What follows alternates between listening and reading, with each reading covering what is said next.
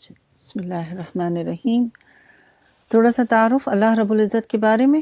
اللہ وہ الہ ہے جس کی طرف بندے شوق سے آتے ہیں، اور اس کی محبت اور کشش جو ہے بندوں کو اس کے دروازے تک لے جاتی ہے، اور بعض اوقات ضروریات جو ہیں، خواہشات جو ہیں، اس کی مجبوریاں جو ہیں، اس کی تکالیف جو ہیں، اس کی آہیں جو ہیں، وہ بھی اپنے رب کے قریب اس کو لے جاتی ہے جب دنیا میں کوئی بھی سہارا نہیں ہوتا، اور یہ ہم بارہا دیکھتے ہیں۔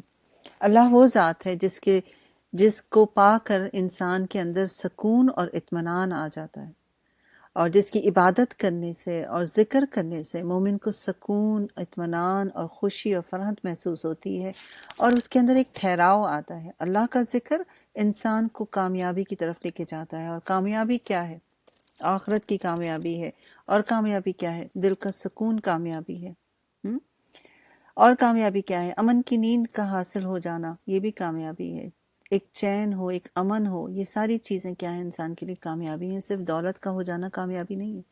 تو انشاءاللہ اسی بات کے ساتھ ہم آگے بڑھتے ہیں، اور آج انشاءاللہ آپ کی جو بھی صفات ہیں اس میں سے کچھ صفات جو ہیں وہ میں نے ہائی لائٹ کی ہیں، 3-4 جو ہوں گی وہ اس پہ ہم زیادہ بات کریں گے، اور باقی تو آپ گزر رہے ہیں بار بار، اور اب انشاءاللہ پیٹرن ہم یہی رکھیں گے، کیونکہ الحمدللہ 9-10 پارے میں آپ نے تقریباً تھوڑا تھوڑا ہر جز سے ہر صفات سے جو ہیں گزر چکے ہیں، تو آپ کو ایک آئیڈیا تو ہر صفت کا جو ہے معلوم ہو گیا ہے۔ لیکن آگے جو ہے اب انشاءاللہ اس حساب سے چلیں گے، ایوری ڈے ہر جز کے ساتھ، یا ایوری ڈے ضروری نہیں ہے کہ ہر جز میں آپ کو کوئی نہ کوئی صفات جو ہیں وہ ملیں، لیکن یہ ہے کہ ہاں ہر دن ہم کچھ نہ کچھ ضرور پڑھیں گے، اور ذرا ڈیٹیل کے ساتھ پڑھیں گے۔ اصل جو میرا مقصد ہے وہ یہ ہے کہ اب ہم ڈیٹیل کی طرف جائیں گے انشاءاللہ تبارک و تعالی۔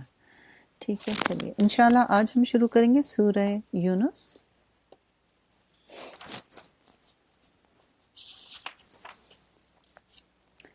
اس سورہ کا نام سے ہی پتہ چل رہا ہے کہ اس میں اس کی جو ایک خاص علامت کے طور پر یہ نام آیا ہے، یہ 98 آیت نمبر 98 میں آیا ہے، اگرچہ یونس علیہ السلام کا ذکر آیا ہے، اور اس سورہ کا موضوع بحث جو ہے حضرت یونس کا قصہ نہیں ہے، ٹھیک ہے نا۔ اور روایات سے اس کا نزول جو ہے وہ معلوم ہوتا ہے کہ اس کا نصف مضمون جو ہے یہ اس بات پر مکے کے زمانے میں نازل ہوا، اور بعض لوگوں کا گمان ہے کہ اس کی بعض آیتیں مدنی دور بھی ہیں، لیکن یہ محض ایک قیاس کے طور پہ بات ہوئی ہے، باقی واللہ عالم۔ بسم اللہ الرحمن الرحیم۔ سورہ یونس جو ہے مکی سورہ ہے، 10 رکوع ہیں اور 109 آیات ہیں۔ بسم اللہ الرحمن الرحیم۔ الف لام را تلک آیات الکتاب الحکیم۔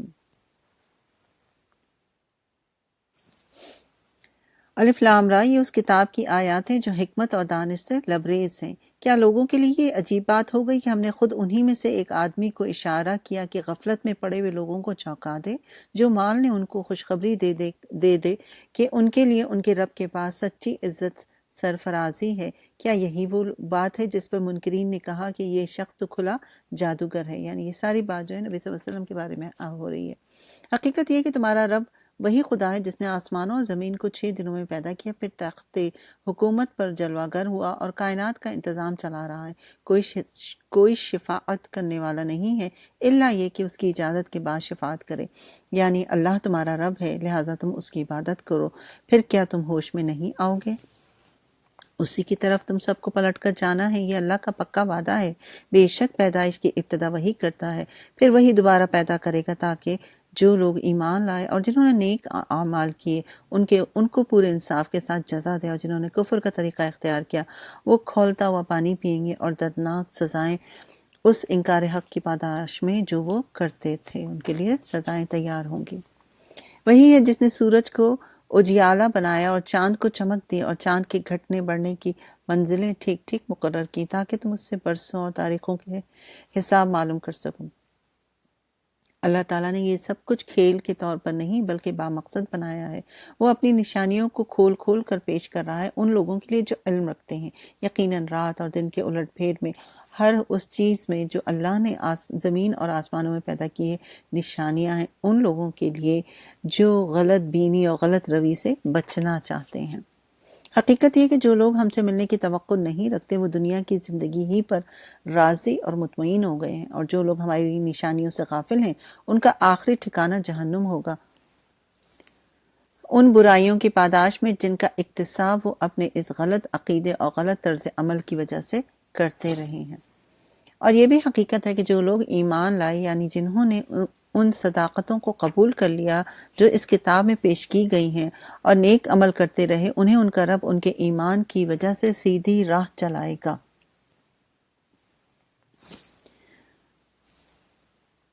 نعمت بھری جنتوں میں ان کے نیچے نہریں بہیں گی، وہاں ان کی صدائے پاک یہ ہوگی کہ پاک ہے تو اے اللہ۔ ان کی دعا یہ ہوگی کہ سلامتی ہو، اور ان کی ہر بات کا خاتمہ اس بات پر ہوگا کہ ساری تعریفیں رب العالمین کے لیے ہیں۔ رب العالمین، یہاں پر رب کی صفت بھی موجود ہے اور آپ اس کو پہلے پڑھ بھی چکے ہیں۔ اگر کہیں اللہ لوگوں کے ساتھ برا معاملہ کرنے میں اتنی ہی جلدی کرتا، اگر کہیں اللہ لوگوں کے ساتھ برا معاملہ کرنے میں اتنی ہی جلدی کرتا جتنی وہ دنیا کی بھلائی مانگنے میں جلدی کرتے ہیں، تو ان کی مہلت عمل کبھی کی ختم ہو چکی ہوتی، مگر ہمارا یہ طریقہ نہیں ہے، اس لیے ہم ان لوگوں کو جو ہم سے ملنے کی توقع نہیں رکھتے ان کی سرکشی میں بھٹکنے کے لیے چھوڑ دیتے ہیں۔ انسان کا حال یہ ہے کہ جب اس پر کوئی سخت وقت آتا ہے تو کھڑے اور بیٹھے اور لیٹے ہم کو پکارتا ہے، مگر جب ہم اس کی مصیبت ٹال دیتے ہیں تو ایسے چل نکلتا ہے کہ گویا اس نے کبھی اپنے کسی برے وقت پر ہم کو پکارا ہی نہیں تھا۔ ایسا ہی ہے نا انسان کا حال، تو جب تکلیف ہوتی ہے تو پھر اللہ کو خوب پکارتا ہے، اور جیسے ہی تکلیف ختم ہوتی ہے پھر ایسے بھول جاتے ہیں جیسے کچھ تھا ہی نہیں۔ بڑے عہد و پیمانے ہوتے ہیں انسان کے کہ جب وقت آئے گا، جب سب کچھ ٹھیک ہو جائے گا تو پھر میں یہ کر دوں گی یا وہ کر دوں گی، لیکن حقیقت یہ اس کے برعکس ہوتی ہے۔ اس طرح حد سے گزر جانے والوں کے لیے ان کے کرتوت خوشنما بنا دیے گئے۔ لوگوں تم سے پہلے کی قوموں کو جو اپنے اپنے زمانے میں برسر عروج تھی، ہم نے ہلاک کر دیا جب انہوں نے ظلم کی روش اختیار کیا، اور ان کے رسول ان کے پاس کھلی کھلی نشانیاں لے کر آئے اور انہوں نے ایمان لا کر ہی نہ دیا۔ اس طرح ہم مجرموں کو ان کے جرائم کا بدلہ دیا کرتے ہیں، جب ان کے بعد ہم نے تم کو زمین میں ان کی جگہ دی تاکہ دیکھیں تم کیسے عمل کرتے ہو۔ جب انہیں ہماری صاف صاف باتیں سنائی جاتی ہیں تو وہ لوگ ہم سے ملنے کی توقع نہیں رکھتے، کہتے ہیں کہ اس کے بجائے کوئی اور قرآن لاؤ یا اس میں کچھ ترمیم کرو۔ اے محمد صلی اللہ علیہ وآلہ وسلم، ان سے کہو میرا یہ کام نہیں ہے کہ اپنی طرف سے اس میں کوئی تغیر یا تبدیلی کروں، میں تو بس اس وحی کی پیروی کرتا ہوں جو میرے پاس آتی ہے۔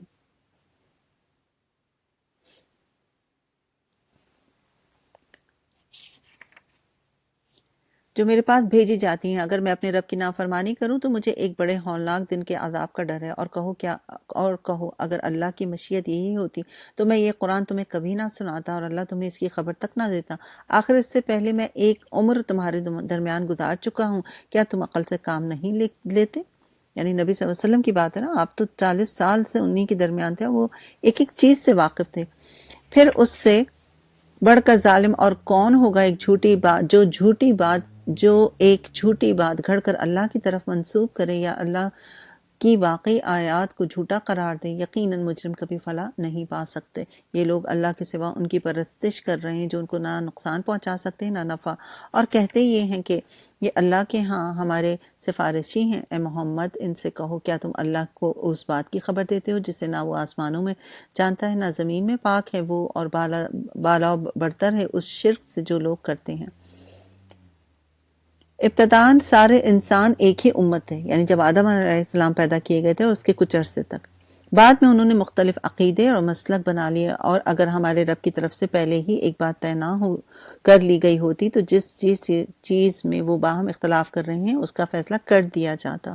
اور یہ جو وہ کہتے ہیں کہ اس نبی پر اس کے رب کی طرف سے کوئی نشانی کیوں نہ اتاری گئی، تو ان سے کہو غیب کا مالک و مختار تو اللہ ہی ہے، اچھا انتظار کرو، میں بھی تمہارے ساتھ انتظار کرتا ہوں۔ لوگوں کا حال یہ ہے کہ مصیبت کے بعد جب ان کو رحمت کا مزہ چکھاتے ہیں تو فوراً ہی ہماری نشانیوں کے معاملے میں چال بازیاں شروع کر دیتے ہیں۔ ان سے کہو اللہ اپنی چال میں تم سے زیادہ تیز ہے، اور اس کے فرشتے تمہاری سب مکاریوں کو قلم بند کر رہے ہیں وہ اللہ ہی ہے جو تم کو خشکی اور تری میں چلاتا ہے۔ چنانچہ جب تم کشتیوں میں سوار ہو کے بعد موافق پر فرحاں اور شاداں سفر کر رہے ہوتے ہو اور پھر یکایک بعد مخالف کا زور ہوتا ہے، یعنی تیز ہوائیں آ جاتی ہیں اور ہر طرف سے موجوں کے تھپیڑے لگتے ہیں اور مسافر سمجھنے لگتے ہیں کہ طوفان میں گھر گئے، اس وقت سب اپنے دین کو اللہ ہی کے لیے خالص کر کے اس سے دعا مانگتے ہیں کہ اگر تو نے ہم کو اس بلا سے نجات دی تو ہم شکر گزار بندے بن جائیں گے۔ اور یہ توحید کے برحق ہونے کی نشانی ہے کہ ہر انسان کے اندر یہ موجود ہے کہ جب شدید ترین مشکل آتی ہے تو پھر وہ اپنے رب کو ہی مخاطب کر رہا ہوتا ہے، مگر جب ان کو بچا لیا جاتا ہے تو پھر وہی لوگ حق سے منحرف ہو کے زمین میں بغاوت کرنے لگتے ہیں۔ لوگوں تمہاری یہ بغاوت الٹی تمہاری ہی خلاف پڑ رہی ہے، دنیا کے چند روز مزے میں لوٹ لو، پھر ہماری طرف تمہیں پلٹ کر آنا ہے، اس وقت ہم تمہیں بتا دیں گے کہ کیا تم کرتے رہے ہو۔ دنیا کی یہ زندگی جس کے نشے میں مست ہو کر تم ہماری نشانیوں سے غفلت برت رہے ہو، اس کی مثال ایسی ہے جیسے آسمان سے ہم نے پانی برسایا تو زمین کی پیداوار جسے آدمی اور جانور سب کھاتے ہیں خوب گھنی ہو گئی۔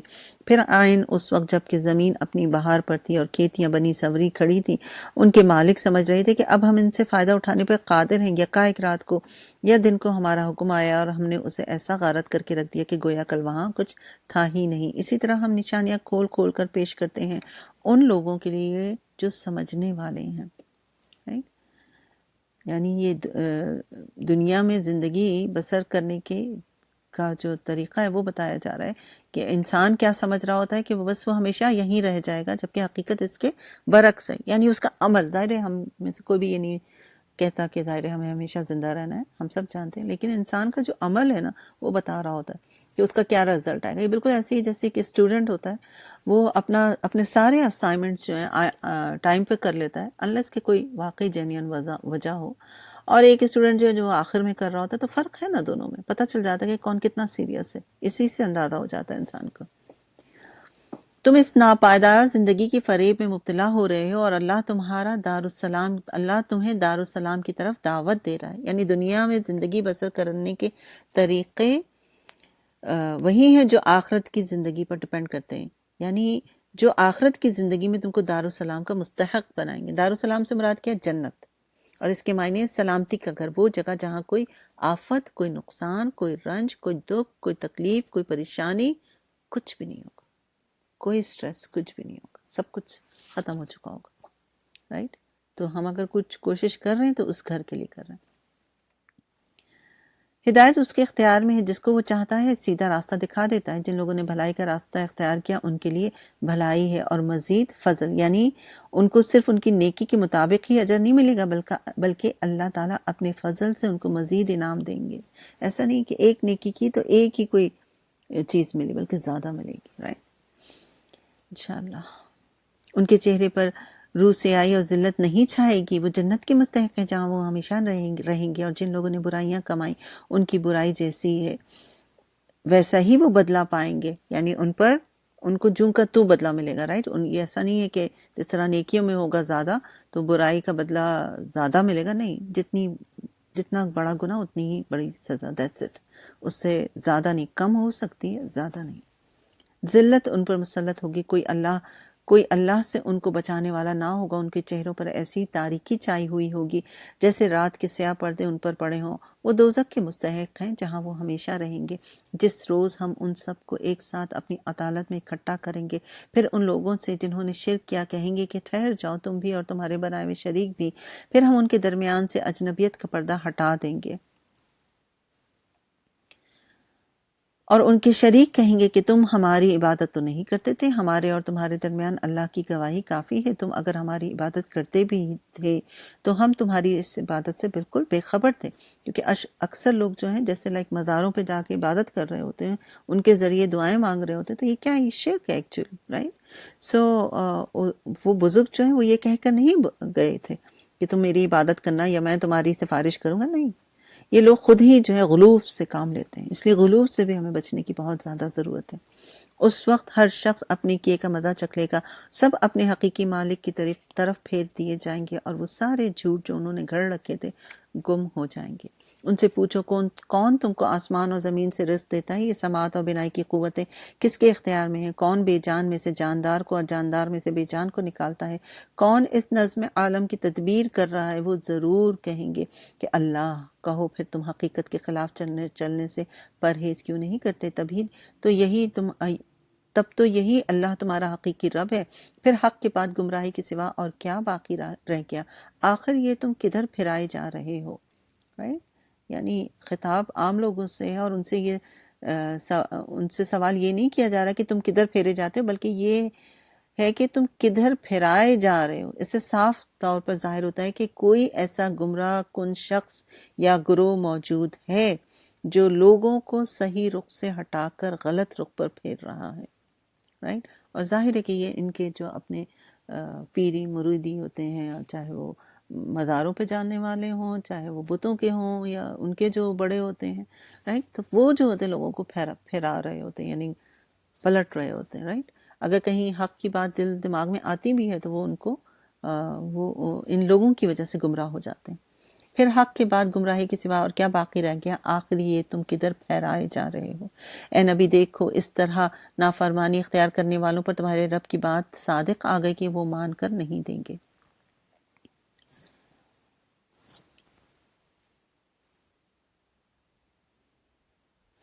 ان سے پوچھو تمہارے ٹھہرائے ہوئے شریکوں میں کوئی ہے جو تخلیق کی ابتدا بھی کرتا ہے اور پھر اسی کا اعادہ بھی کرتا ہے؟ کہو وہ صرف اللہ ہے جو تخلیق کی ابتدا بھی کرتا ہے اور اس کا اعادہ بھی۔ پھر تم یہ کس الٹی راہ پر چلائے جا رہے ہو؟ Right؟ ان سے پوچھو تمہارے ٹھہرائے ہوئے شریکوں میں کوئی ایسا بھی ہے جو حق کی طرف رہنمائی کرتا ہو؟ کہو وہ صرف اللہ ہے جو حق کی طرف رہنمائی کرتا ہے۔ پھر بھلا بتلاؤ وہ حق کی طرف رہنمائی کرتا ہے، وہ اس کا زیادہ مستحق ہے کہ اس کی پیروی کی جائے، یا وہ جو خود راہ نہیں پاتا الا یہ کہ اس کی رہنمائی کی جائے؟ آخر تمہیں ہو کیا گیا ہے؟ کیسے الٹے فیصلے کرتے ہو؟ حقیقت یہ کہ ان میں سے اکثر لوگ قیاس و گمان کے پیچھے چلے جا رہے ہیں، یہاں تک کہ گمان حق کی ضرورت کو کچھ بھی پورا نہیں کرتا۔ جو کچھ یہ کر رہے ہیں اللہ تعالیٰ اس کو خوب جانتا ہے۔ ان اللہ علیم بما یفعلون، یہ آپ کی صفت ہے، یہاں پر اس کو آپ انڈرلائن کیجئے۔ اور یہ قرآن وہ چیز ہے جو اللہ کی وحی اور تعلیم کے بغیر تصنیف کر لیا جاتا ہے، بلکہ یہ تو جو کچھ پہلے آ چکا تھا اس کی تصدیق اور الکتاب کی تفصیل ہے۔ اس میں کوئی شک نہیں کہ یہ فرمان روائے کائنات کی طرف سے ہے۔ کیا یہ لوگ کہتے ہیں کہ پیغمبر نے اسے خود تصنیف کر لیا ہے؟ کہو اگر تم اپنے اس الزام میں سچے ہو تو ایک صورت اس جیسی تصنیف کر لاؤ، اور ایک خدا کو چھوڑ کر جس کو بلا سکتے ہو مدد کے لیے بلا لو۔ اور یہ چیلنج جو ہے پہلے بھی موجود ہے، رائٹ؟ بلکہ آج بھی موجود ہے۔ پہلے اس سے مراد سورہ بقرہ میں پڑھ چکے ہیں، اور یہ دوبارہ یہاں آیا ہے۔ اصل یہ ہے کہ جو چیز ان کے علم کی گرفت میں نہیں آئی اور جس کا مال بھی ان کے سامنے نہیں آیا، اس کو انہوں نے خواہ مخواہ اٹکل پچھو جھٹلا دیا ہے، یعنی انہوں نے جھٹلا دیا ہے۔ اس طرح تو ان سے پہلے کے لوگ بھی جھٹلا چکے ہیں۔ پھر دیکھ لو ان ظالموں کا کیا انجام ہوا۔ ان میں سے کچھ لوگ ایمان لائیں گے اور کچھ نہیں لائیں گے، اور تیرا رب ان مفسدوں کو خوب جانتا ہے۔ اگر یہ تجھے جھٹلاتے ہیں تو کہہ دے کہ میرا عمل میرے لیے، تمہارا عمل تمہارے لیے۔ جو کچھ میں کرتا ہوں اس کی ذمہ داری سے تم بری ہو، اور جو کچھ تم کر رہے ہو اس کی ذمہ داری سے میں بری ہوں۔ ان میں بہت سے لوگ ہیں جو تیری بات سنتے ہیں، مگر کیا تو بہروں کو سنائے گا خواہ وہ کچھ نہ سنتے ہوں؟ ان میں بہت سے لوگ ہیں جو تجھے دیکھتے ہیں، مگر کیا تو اندھوں کو راستہ دکھائے گا خواہ انہیں کچھ نہ سوجتا ہو؟ حقیقت یہ ہے کہ اللہ لوگوں پر ظلم نہیں کرتا، لوگ خود اپنے اوپر ظلم کرتے ہیں۔ آج یہ دنیا کی زندگی میں مست ہیں، اور جس روز اللہ ان کو اکٹھا کرے گا تو یہی دنیا کی زندگی انہیں ایسی محسوس ہوگی گویا یہ محض ایک گھڑی بھر آپس میں جان پہچان کرنے کو ٹھہرے تھے۔ اور یہ بات بہت ہی انسان کو ڈراتی ہے، رائٹ؟ سوچیں نا، یہ دنیا کیا ہے، کتنا ہم اس کے لیے تقدو محنت اور سب کچھ کر رہے ہوتے ہیں، رائٹ؟ اگر سچی بات تو یہ کہ ہماری زندگی کا سارا مرکز ہی کیا ہے، یہ دنیا ہی، اور آخرت کے دن یہ دنیا ہمیں کیا لگی؟ ایک گھڑی وہاں رہ کر آئیں، رائٹ؟ یعنی جب ایک طرف آخرت کی لمبی زندگی نظر آئے گی تو یہ دنیا پہ جب انسان نظر ڈالے گا تو وہ لگے گا کہ یہ بہت ہی حقیر سا وقت تھا جس کے پیچھے میں نے اتنا وقت ضائع کیا۔ لیکن اس وقت کا انسان کا پچھتاوا بیکار ہوگا۔ اس وقت تحقیق ہو جائے گی کہ فی الواقع سخت گھاٹے میں رہے وہ لوگ جنہوں نے اللہ کی ملاقات کو جھٹلایا۔ اب ایک تو وہ لوگ ہیں جو سرے سے انکار کرتے ہیں، ایک وہ لوگ بھی تو آگے نا اس میں جو تیاری ہی نہیں کرتے، رائٹ؟ اور ہرگز وہ راہ راست پر نہ تھے جن برے نتائج سے ہم انہیں ڈرا رہے تھے، ان کا کوئی حصہ ہم تیرے جیتے جی دکھا دیں یا اس سے پہلے ہی تجھے اٹھا لیں، بہرحال انہیں آنا ہماری ہی طرف ہے، یہ جو کچھ یہ کر رہے ہیں اس پر اللہ گواہ ہے۔ شہید اللہ تعالیٰ کی صرف یہاں پر بھی آئی، رائٹ؟ وہ گواہ ہے ہر چیز پہ، ہر عمل پہ وہ خود گواہ ہے۔ ہر امت کے لیے ایک رسول ہے، یہاں امت کا لفظ جو ہے محض قوم کے لیے نہیں بلکہ ایک رسول کی آمد کے بعد اس کی دعوت جن جن لوگوں تک پہنچے وہ سب اس کی امت ہوتے ہیں، ٹھیک ہے؟ ہر امت کے لیے ایک رسول ہے، پھر جب کسی امت کے پاس اس کا رسول آ جاتا ہے تو اس کا فیصلہ پورے انصاف کے ساتھ چکا دیا جاتا ہے اور اس پر ذرہ برابر ظلم نہیں کیا جاتا۔ کہتے ہیں اگر تمہاری یہ دھمکی سچی ہے تو آخر یہ کب پوری ہوگی؟ میرے اختیار میں خود اپنا نفع اور ضرر نہیں، پھر سب کچھ اللہ کی مشیت پر موقوف ہے۔ ہر امت کے لیے مہلت کی ایک مدت ہے، جب یہ مدت پوری ہو جاتی ہے تو گھڑی بھر کی تقدیم و تاخیر نہیں کی جاتی۔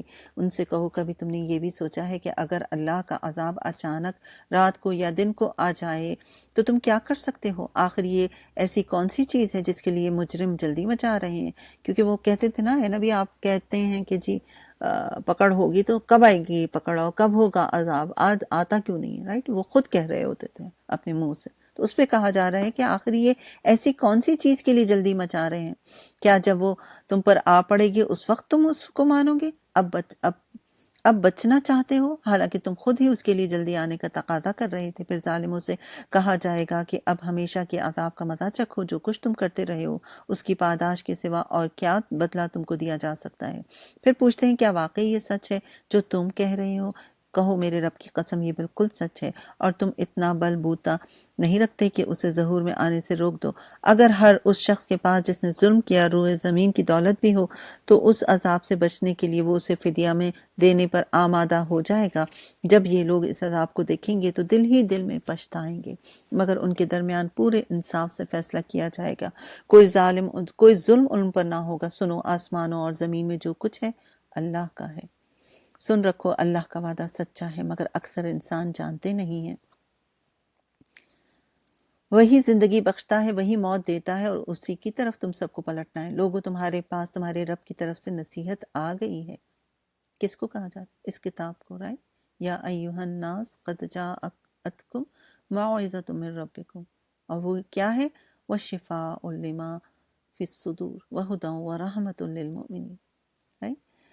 لوگوں تمہارے پاس تمہارے رب کی طرف سے نصیحت آ گئی ہے، یہ وہ چیز ہے جو دلوں کے امراض کی شفا ہے، اور جو اس سے قبول کرے ان کے لیے رہنمائی اور رحمت ہے۔ اے نبی کہو کہ یہ اللہ کا فضل اور اس کی مہربانی ہے کہ یہ چیز اس نے بھیجی، اس پر تو لوگوں کو خوشی منانی چاہیے، یہ ان سب چیزوں سے بہتر ہے جنہیں لوگ سمیٹ رہے ہیں، رائٹ؟ قل بفضل اللہ وبرحمتہ فبذلک فلیفرحوا ہوا خیر مما یجمعون۔ جو کچھ انسان دنیا میں جمع کر رہا ہے نا، ان سب سے بہترین چیز کیا ہے؟ یہ قرآن اور اس کا علم۔ تو ہمیں کثرت سے دعا کرنی چاہیے کہ اے اللہ ہم اس قرآن پر ہمارے ایمان کو اور بڑھا، اس پر عمل کرنے کی توفیق دے، اور اس کو سمجھنے کی توفیق دے، اس کو پھیلانے کی توفیق دے، آمین ثم آمین۔ اور اس کے آگے دنیا کی ہر چیز ہماری نگاہوں میں، ہمارے دل میں حقیر نظر آئے، کیونکہ اللہ تعالیٰ خود فرما رہے ہیں کہ دنیا کی تمام چیزیں اس کے آگے کیا ہیں؟ حقیر۔ لوگوں تمہارے پاس تمہارے رب کی طرف سے نصیحت آ گئی ہے، یہ وہ چیز ہے جو دلوں کے امراض کی شفا ہے، رائٹ؟ دلوں کے امراض کیا ہوتے ہیں؟ ایک تو ویسے بیماری کے لیے بھی قرآن شفا ہے، رائٹ؟ اس کے علاوہ دل میں جو جھوٹ اور بغض اور کینہ اور منافقت اور سستی اور کاہلی، رائٹ؟ یہ سب اس کے اندر شفا جو ہے موجود ہے، اور جو اسے قبول کر لیں ان کے لیے رہنمائی اور رحمت ہے۔ اے نبی کہو کہ یہ اللہ کا فضل ہے اور اس کی مہربانی ہے کہ یہ چیز اس نے بھیجی، اس پر تو لوگوں کو خوشیاں منانی چاہیے، یہ ان سب چیزوں سے بہتر ہے جنہیں لوگ سمیٹ رہے ہیں۔ اے نبی ان سے کہو تم لوگوں نے کبھی یہ بھی سوچا کہ جو رزق اللہ نے تمہارے لیے اتارا تھا اس میں سے تم نے خود ہی کسی کو حرام اور کسی کو حلال ٹھہرا لیا؟ ان سے پوچھا اللہ نے تم کو اس کی اجازت دی تھی؟ یا تم اللہ پر افطرا کر رہے ہو، یعنی وہ خود ہی ڈیسائیڈ کر لیتے اور اللہ تعالیٰ کے اوپر یہ بات ڈالتے کہ یہ اللہ کا حکم ہے۔ جو لوگ اللہ پر جھوٹ یعنی افطرا باندھتے ہیں ان کا کیا گمان ہے کہ قیامت کے روز ان سے کیا معاملہ ہوگا۔ اللہ تو لوگوں پر مہربانی کی نظر رکھتا ہے، مگر اکثر لوگ ایسے ہیں جو شکر نہیں کرتے۔ اے نبی، تم جس حال میں بھی ہوتے ہو اور قرآن میں سے جو کچھ بھی سناتے ہو اور لوگوں تم بھی جو کچھ کرتے ہو، ان سب کے دوران میں ہم تم کو دیکھتے رہتے ہیں۔ کوئی ذرہ برابر چیز آسمان اور زمین میں ایسی نہیں، نہ چھوٹی نہ بڑی، جو تیرے رب کی نظر سے پوشیدہ ہو اور ایک طرف دفتر میں درج نہ ہو۔ سنو، یعنی اللہ تعالیٰ کے پاس ہر چیز کا ریکارڈ جو ہے وہ موجود ہے۔ سنو، جو اللہ کے دوست ہیں، جو ایمان لائے اور جنہوں نے تقوی کا رویہ اختیار کیا، ان کے لیے کسی خوف اور رنج کا موقع نہیں ہے۔ دنیا اور آخرت دونوں زندگی میں ان کے لیے بشارت ہی بشارت ہے۔ اللہ کی باتیں بدل نہیں سکتی، یہی بڑی کامیابی ہے۔ اے نبی، جو باتیں یہ لوگ تجھ پر بناتے ہیں وہ تجھے رنجیدہ نہ کریں۔ عزت ساری کی ساری اللہ کے اختیار میں ہے، وہ سب کچھ سنتا اور جانتا ہے۔ یعنی نبی صلی اللہ علیہ وسلم کا جو لوگ مذاق اڑاتے تھے، اس سے ظاہر سی بات ہے آپ انسان تھے اور آپ کی ایک کیفیت الگ ہوتی تھی، یا لوگ ایمان نہیں لاتے تھے تو بھی آپ رنجیدہ ہوتے تھے۔ تو اللہ تعالیٰ فرما رہے ہیں آپ مت پریشان، کیونکہ عزت ساری کی ساری اللہ کے اختیار میں۔ اور اللہ تعالیٰ کون ہے؟ وہ السمیع العلیم، سننے والا اور جاننے والا۔ یہ دو صفات جو ہیں آپ کو یہاں پر پھر ملی۔ الحمدللہ، آگے بڑھتے ہیں۔ اگر وہ آسمان کے بسنے والے ہوں یا زمین کے سب اللہ کے مملوک ہیں، اور جو لوگ اللہ کے سوا کچھ اپنے خود ساختہ شریکوں کو پکار رہے ہیں وہ نیرے وہم و گمان کے پیروی ہیں اور محض قیاس آرائیاں کرتے ہیں۔ وہ اللہ ہی ہے جس نے تمہارے لیے رات بنائی کہ اس میں سکون حاصل کرو، دن کو روشن بنایا، اس میں نشانیاں ہیں ان لوگوں کے لیے جو کھلے کانوں سے پیغمبر کی دعوت کو سنتے ہیں۔ لوگوں نے کہہ دیا کہ اللہ نے کسی کا بیٹا بنایا ہے، سبحان اللہ، وہ تو بے نیاز ہے۔ آسمانوں اور زمین میں جو کچھ ہے سب اس کی ملکیت ہے۔ تمہارے پاس اس قول کے لیے آخر دلیل کیا ہے؟ کیا تم اللہ کے متعلق وہ باتیں کہتے ہو جو تمہارے علم میں نہیں؟ اے محمد، کہہ دو کہ جو لوگ اللہ پر جھوٹ افطرا کرتے ہیں وہ ہرگز فلاح نہیں پا سکتے۔ دنیا کی چند روزہ زندگی میں مزے کر لیں، پھر ہماری طرف ان کو پلٹنا ہے، پھر ہم اس کفر کے بدلے جس کا ارتکاب وہ کر رہے ہیں ان کو سخت عذاب کا مزہ چکھائیں گے۔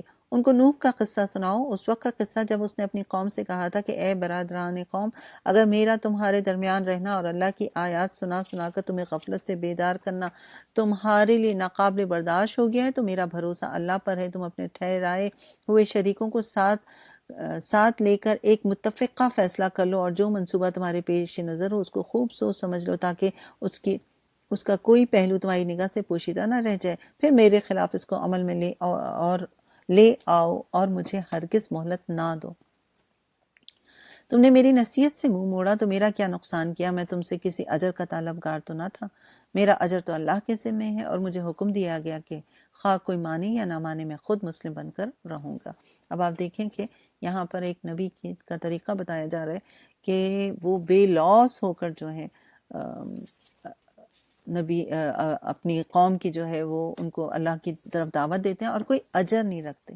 یہاں پہ ہمیں بھی اس بات کا خیال رکھنا چاہیے کہ آپ بھی جب کبھی کسی کو خیر کی دعوت دیں تو اجر کی امید اللہ سے رکھیں، بندوں سے نہیں۔ یہ نہیں خیال آنا چاہیے کہ کم از کم تھینک یو تو کہنا چاہیے تھا اس کو، کم سے کم کچھ تو اسمائل ہی پاس کر دیتے، نہیں کچھ بھی نہیں، سامنے جو بھی رویہ ہو۔ تو کبھی ایسا ظاہر ہے ہم انسان فیل تو ہوتا ہے جب آپ کسی کو خیر کی دعوت دیتے ہیں اور سامنے سے بہت ہی سوکھا سا رسپانس آتا ہے تو فوراً انبیاء کو یاد کر لیا کریں کہ اور نوح علیہ السلام تو سبحان اللہ، انہوں نے تو سالوں سال جو ہے لوگوں کو حق کی دعوت دی اور گنتی کے چند لوگ جو ہیں ان کے ساتھ مسلمان ہوئے تھے۔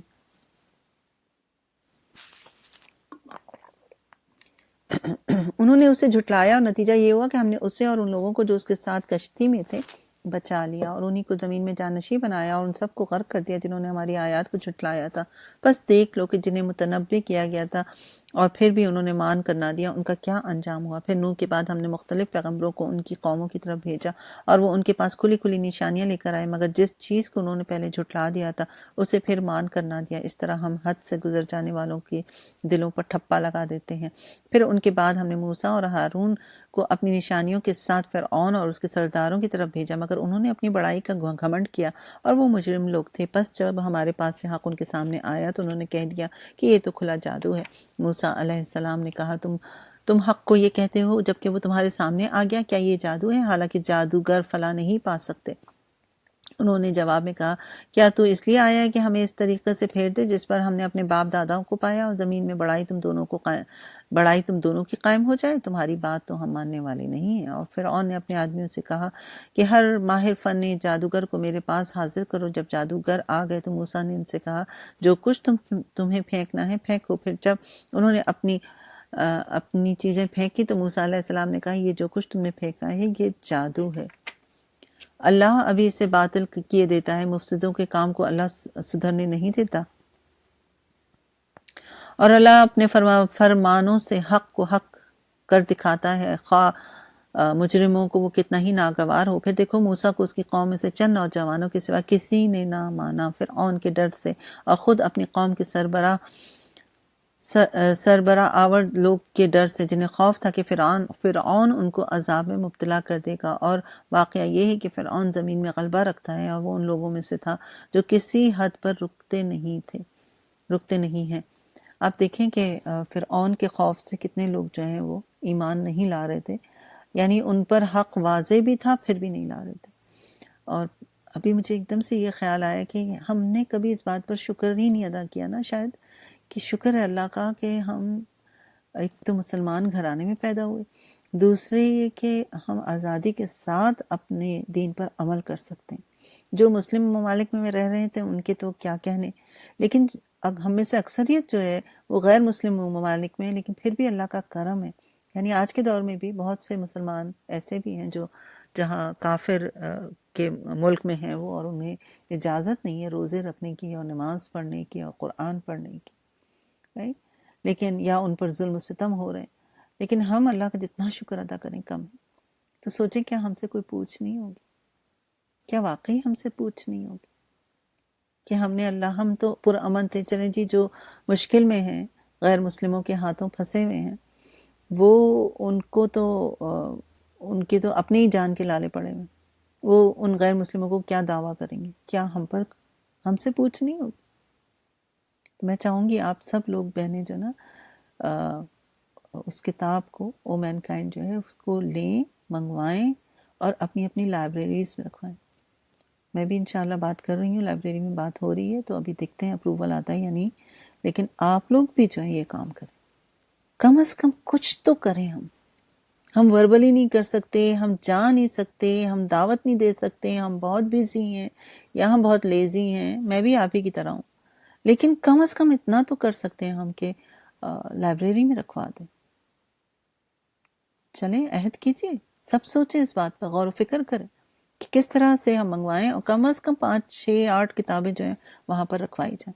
اور پھر اس کے علاوہ بھی جہاں جہاں اوکیشنز ہوتے ہیں، مواقع آتے ہیں، آپ وہاں دیجئے۔ ابھی جیسے عید کا موقع آنے والا ہے تو اکثر جگہ پہ سٹال لگتے ہیں، آپ وہاں پہ بھی رکھ سکتے ہیں کہ بھلے مسلمانوں ہی کے ہاتھ میں جائے، وہ پھر آگے لوگوں کو فارورڈ کریں۔ ہو سکتا ہے آپ کسی کو دیں تو وہ ہم سے کئی گنا اچھے ہوں، زیادہ اچھے ہوں اس کام میں، کیونکہ ہر آدمی کے اندر ہر چیز نہیں ہوتی obviously، تو آپ مسلمانوں ہی کو دے دیں، اپنے دوست احباب یا عام لوگوں کو۔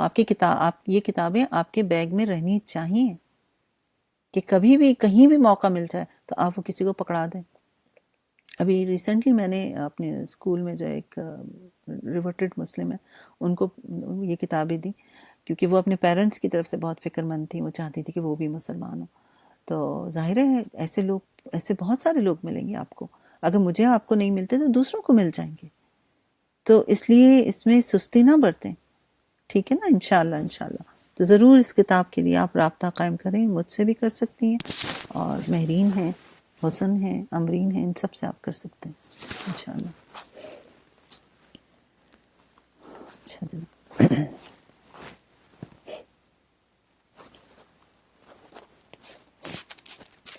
اور واقعہ یہ کہ فرعون زمین میں غلبہ رکھتا تھا اور وہ ان لوگوں میں سے تھا جو کسی حد پر رکتے نہیں ہیں۔ موسیٰ علیہ السلام نے اپنی قوم سے کہا کہ لوگوں، اگر تم واقعی اللہ پر ایمان رکھتے ہو تو اس پر بھروسہ کرو اگر مسلمان ہو۔ انہوں نے جواب دیا، ہم نے اللہ ہی پر بھروسہ کیا ہے، اے ہمارے رب ہمیں ظالم لوگوں کے لیے فتنہ نہ بنا، اور اپنی رحمت سے ہم کو کافروں سے نجات دے۔ اور ہم نے موسیٰ اور اس کے بھائی کو اشارہ کیا کہ مصر میں چند مکان اپنی قوم کے لیے مہیا کرو، اور اور اپنے ان مکانوں کو قبلہ ٹھہرا لو اور نماز قائم کرو اور اہل ایمان کو بشارت دے دو۔ موسیٰ علیہ السلام نے دعا کی، اے ہمارے رب، تو نے فرعون اور اس کے سرداروں کو دنیا کی زندگی میں زینت اور اموال سے نواز رکھا ہے۔ اے رب، کیا یہ اس لیے کہ وہ لوگوں کو تیری راہ سے بھٹکائیں؟ اے رب، ان کے مال غارت کر دے اور ان کے دلوں پر ایسی مہر کر دے کہ ایمان نہ لائیں جب تک کہ دردناک عذاب نہ دیکھ لیں۔ اللہ تعالیٰ نے جواب دیا، تم دونوں کی دعا قبول کی گئی، ثابت قدم رہو اور ان لوگوں کے طریقے کی ہرگز پیروی نہ کرنا جو علم نہیں رکھتے ہیں۔ اور ہم بنی اسرائیل کو سمندر سے گزار لے گئے، پھر فرعون اور اس کے لشکر ظلم اور زیادتی کی غرض سے ان کے پیچھے چلے، حتیٰ کہ جب فرعون ڈوبنے لگا تو بولا، میں نے مان لیا خداوند حقیقی اس کے سوا کوئی نہیں ہے جس پر بنی اسرائیل ایمان لائے، میں بھی سر اطاعت جھکا دینے والوں میں سے ہوں۔ یعنی اب جب وہ ڈوبنے لگا تو اس وقت انہوں نے کہا کہ اس نے کہا کہ میں ایمان لے کر آتا ہوں۔ جواب دیا گیا، اب ایمان لاتا ہے، حالانکہ اس سے پہلے تک تو نافرمانی کرتا رہا اور فساد برپا کرنے والوں میں سے تھا۔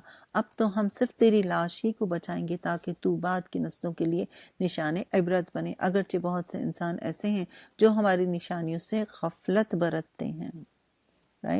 تو ہم دیکھتے ہیں، آپ گوگل پہ سرچ کریں تو فرعون کی لاش کا ایک واللہ عالم اسی کی ہوگی ملتی ہے، اور اللہ تعالیٰ نے اس کی لاش کو واقعی میں عبرت بنا کر رکھا ہوا ہے۔ لیکن اللہ تعالیٰ ساتھ ساتھ کیا بتا رہے ہیں کہ بہت سے ایسے لوگ ہیں جو ہماری نشانیوں سے غفلت برتتے ہیں، یعنی سبق آموز عبرت ناک انگیز نشانیاں دیکھ کر بھی اکثر انسانوں کا حال یہ ہے کہ کسی بڑی سے بڑی عبرتناک نشانی کو دیکھ کر بھی ان کی آنکھیں نہیں کھلتی، ان پر یہ حق واضح نہیں ہوتا۔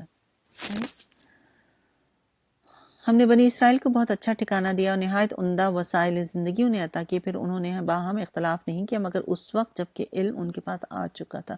یقیناً تیرا رب قیامت کے روز ان کے درمیان اس چیز کا فیصلہ کر دے گا جس میں وہ اختلاف کرتے رہیں۔ اب اگر تجھے اس ہدایت کی طرف سے کچھ بھی شک ہو جو ہم نے تجھ پر نازل کی ہے تو ان لوگوں سے پوچھ لے جو پہلے سے کتاب پڑھ رہے ہیں۔ فی الواقع یہ تیرے پاس حق ہی آ گیا تیرے رب کی طرف سے، لہٰذا تو شک کرنے والوں میں سے نہ ہو اور ان لوگوں میں شامل نہ ہو جنہوں نے اللہ کی آیات کو جھٹلایا، ورنہ تو نقصان اٹھانے والوں میں سے ہوگا۔ حقیقت یہ ہے کہ جن لوگوں پر تیرے رب کا قول راست آ گیا ان کے سامنے خواہ کوئی نشانی آ جائے وہ کبھی ایمان لا کر نہیں دیتے جب تک کہ وہ دردناک عذاب سامنے نہ دیکھ لیں۔ پھر کیا ایسی کوئی مثال ہے کہ ایک بستی عذاب دیکھ کر ایمان لائی ہو اور اس کا ایمان اس کے لیے نفع بخش ثابت ہوا ہو؟ یونس کی قوم کے سوا اس کی کوئی نظیر نہیں ہے۔ وہ قوم جب ایمان لے آئی تو البتہ ہم نے اس پر سے دنیا کی زندگی میں رسوائی کا عذاب ٹال دیا تھا اور اس کی ایک مدت تک زندگی سے بہرمند ہونے کا موقع دیا۔ تو اس کا واقعہ جو ہے یونس علیہ السلام کا پورا واقعہ جو ہے وہ آگے آئے گا انشاءاللہ، وہاں ہم پڑھیں گے۔ اگر تیرے رب کی مشیت یہ ہوتی کہ زمین میں سب مومن اور فرمانبردار ہی ہوں تو سارے اہل زمین ایمان لے آئے ہوتے، پھر کیا تو لوگوں کو مجبور کرے گا کہ وہ مومن ہو جائیں؟ کوئی متنفسل اللہ کے اذن کے بغیر، یعنی کوئی جان اللہ کے اذن کے بغیر ایمان نہیں لا سکتی، اور اللہ کا طریقہ یہ ہے کہ جو لوگ عقل سے کام نہیں لیتے وہ ان پر گندگی ڈال دیتا ہے۔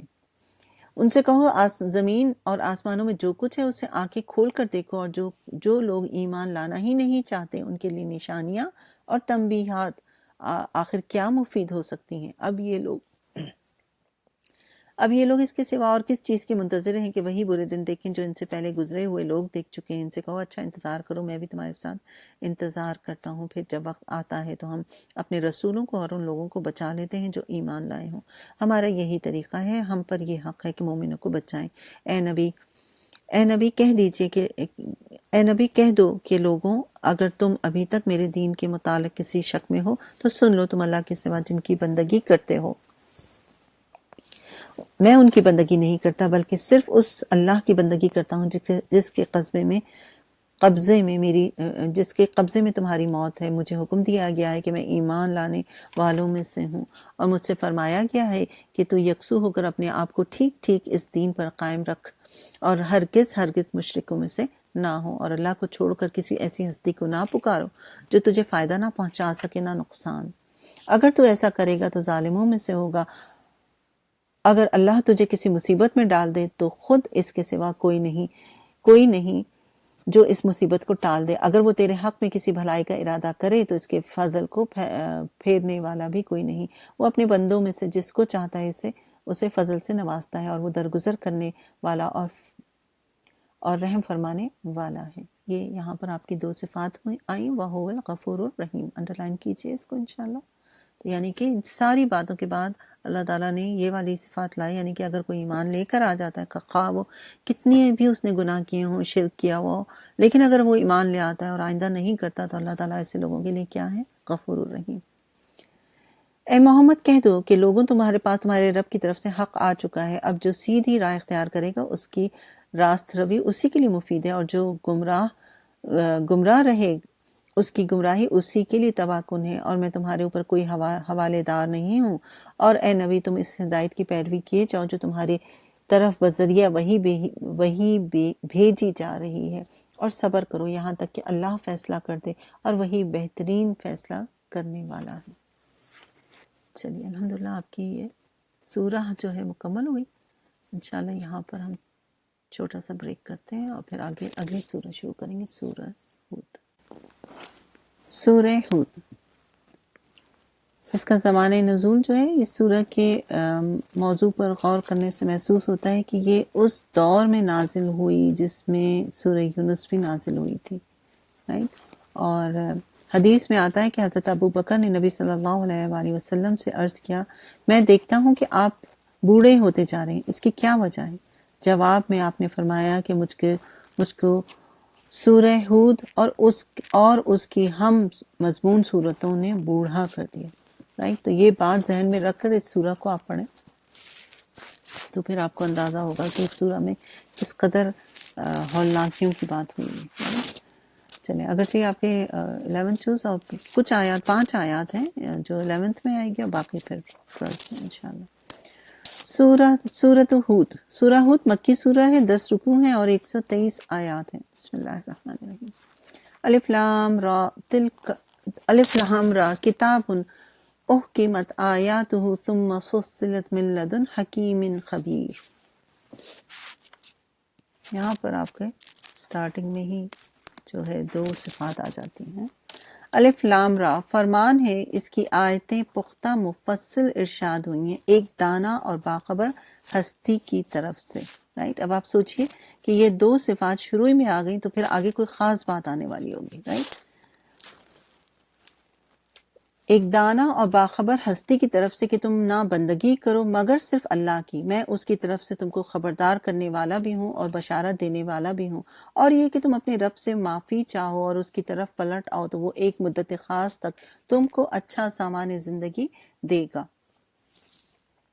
اور ہر صاحب فضل کو اس کا فضل عطا کرے گا، لیکن اگر تم منہ پھیرتے ہو تو میں تمہارے حق میں ایک بڑے ہولناک دن کے عذاب سے ڈراتا ہوں۔ تم سب کو اللہ کی طرف پلٹنا ہے، وہ سب کچھ کر سکتا ہے، رائٹ۔ اس میں آپ دیکھیں تو آگے آپ کو قدیر کا آیت نمبر 4 میں جو ہے وہ بھی ملے گا۔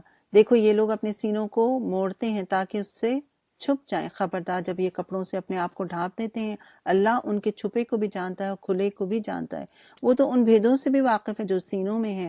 زمین میں چلنے والا کوئی جاندار ایسا نہیں ہے جس کا رزق اللہ کے ذمہ نہ ہو، جس کے متعلق وہ نہ جانتا ہو کہ کہاں وہ رہتا ہے اور کہاں وہ سونپا جاتا ہے، سب کچھ ایک صاف دفتر میں درج ہے۔ یعنی اللہ تعالیٰ کے پاس ہر بات، ہر چیز جو ہے نا ویسے کہ ویسے ہی درج ہوئی ہوئی ہے اور اس کے علم میں ہر چیز ہے، رائٹ۔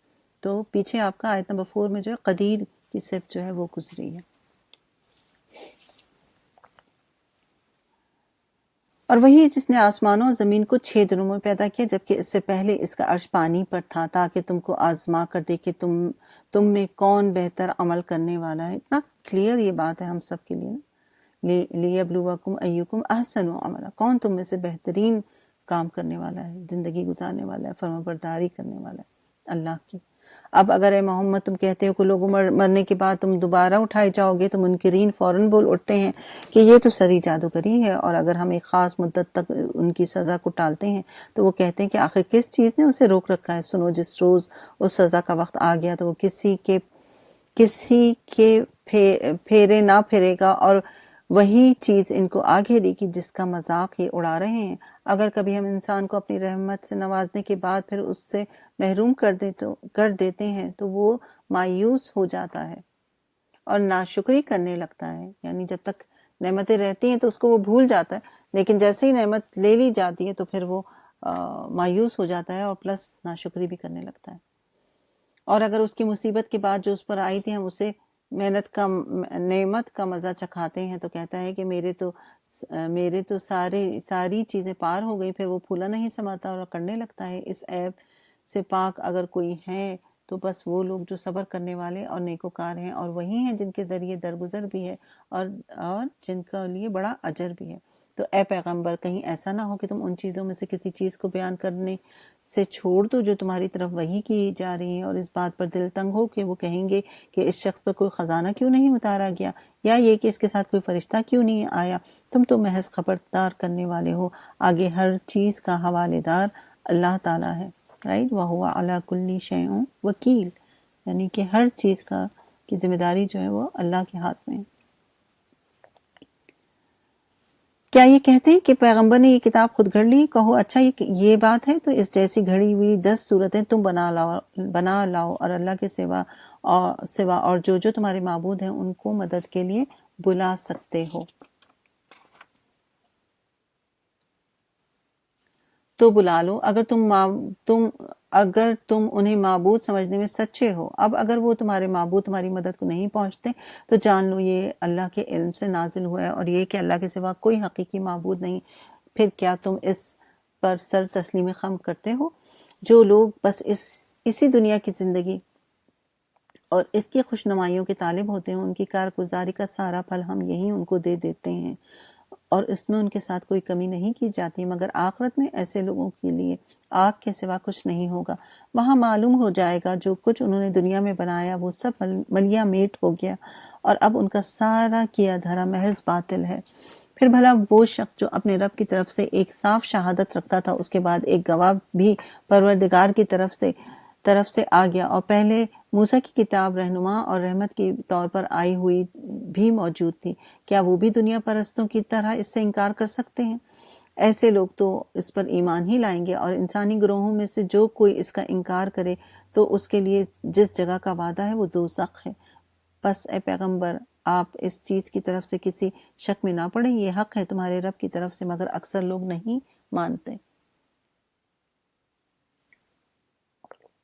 اور اس شخص سے بڑھ کر ظالم اور کون ہوگا جو اللہ پر جھوٹ گھڑے؟ ایسے لوگ اپنے رب کے حضور پیش ہوں گے اور گواہ شہادت دیں گے کہ یہ ہیں وہ لوگ جنہوں نے اپنے رب پر جھوٹ گھڑا۔ سنو، اللہ کی لعنت ہے ظالموں پر، ان ظالموں پر جو اللہ کے راستے سے لوگوں کو روکتے ہیں، اس کے راستے کو ٹیڑھا کرنا چاہتے ہیں اور آخرت کا انکار کرتے ہیں۔ وہ زمین میں اللہ کو بے بس کرنے والے نہ تھے اور نہ اللہ کے مقابلے میں کوئی ان کا حامی تھا۔ انہیں اب دوہرا عذاب دیا جائے گا۔ وہ نہ کسی کی سن سکتے تھے اور نہ خود ہی انہیں کچھ سوچتا تھا۔ یہ وہ لوگ ہیں جنہوں نے اپنے آپ کو خود گھاٹے میں ڈالا اور وہ سب کچھ ان سے کھو گیا جو انہوں نے گھڑ رکھا تھا، رائٹ۔ یعنی جو کچھ بھی معبود انہوں نے بنا رکھے تھے، آخرت کے دن ان میں سے کچھ بھی ان کے کام نہیں آنے والا ہے۔ ناگزیر ہے کہ وہی آخرت میں سب سے بڑھ کر گھاٹے میں رہے وہ لوگ جو ایمان لائے، جنہوں نے نیک عمل کیا اور اپنے رب ہی کے ہو کر رہے، یقیناً وہ جنتی ہیں اور جنت میں وہ ہمیشہ رہیں گے۔ ان دونوں فریقوں کی مثال ایسی ہے جیسے ایک آدمی تو ہو اندھا بہرا اور دوسرا ہو دیکھنے اور سننے والا، کیا یہ دونوں یکساں ہو سکتے ہیں؟ کیا تم اس مثال سے کوئی سبق نہیں لیتے؟ اور ایسے ہی حالات تھے جب ہم نے نوح کو اس کی قوم کی طرف بھیجا تھا۔ اس نے کہا میں تم لوگوں کو صاف صاف خبردار کرتا ہوں۔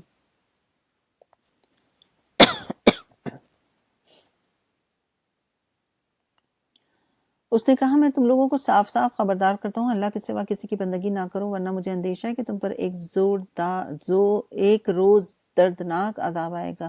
جواب میں اس کی قوم کے سردار جنہوں نے اس کی بات ماننے سے انکار کیا تھا بولے، ہماری نظر میں تو تم اس کے سوا کچھ بھی نہیں ہو کہ بس ایک انسان ہو جیسے ہم، اور ہم دیکھ رہے ہیں کہ ہماری قوم میں سے بس ان لوگوں نے جو ہمارے ہاں راذل تھے، بے سوچے سمجھے، یعنی غریب مسکین لوگ بے سوچے سمجھے تمہاری پیروی اختیار کر لی ہے۔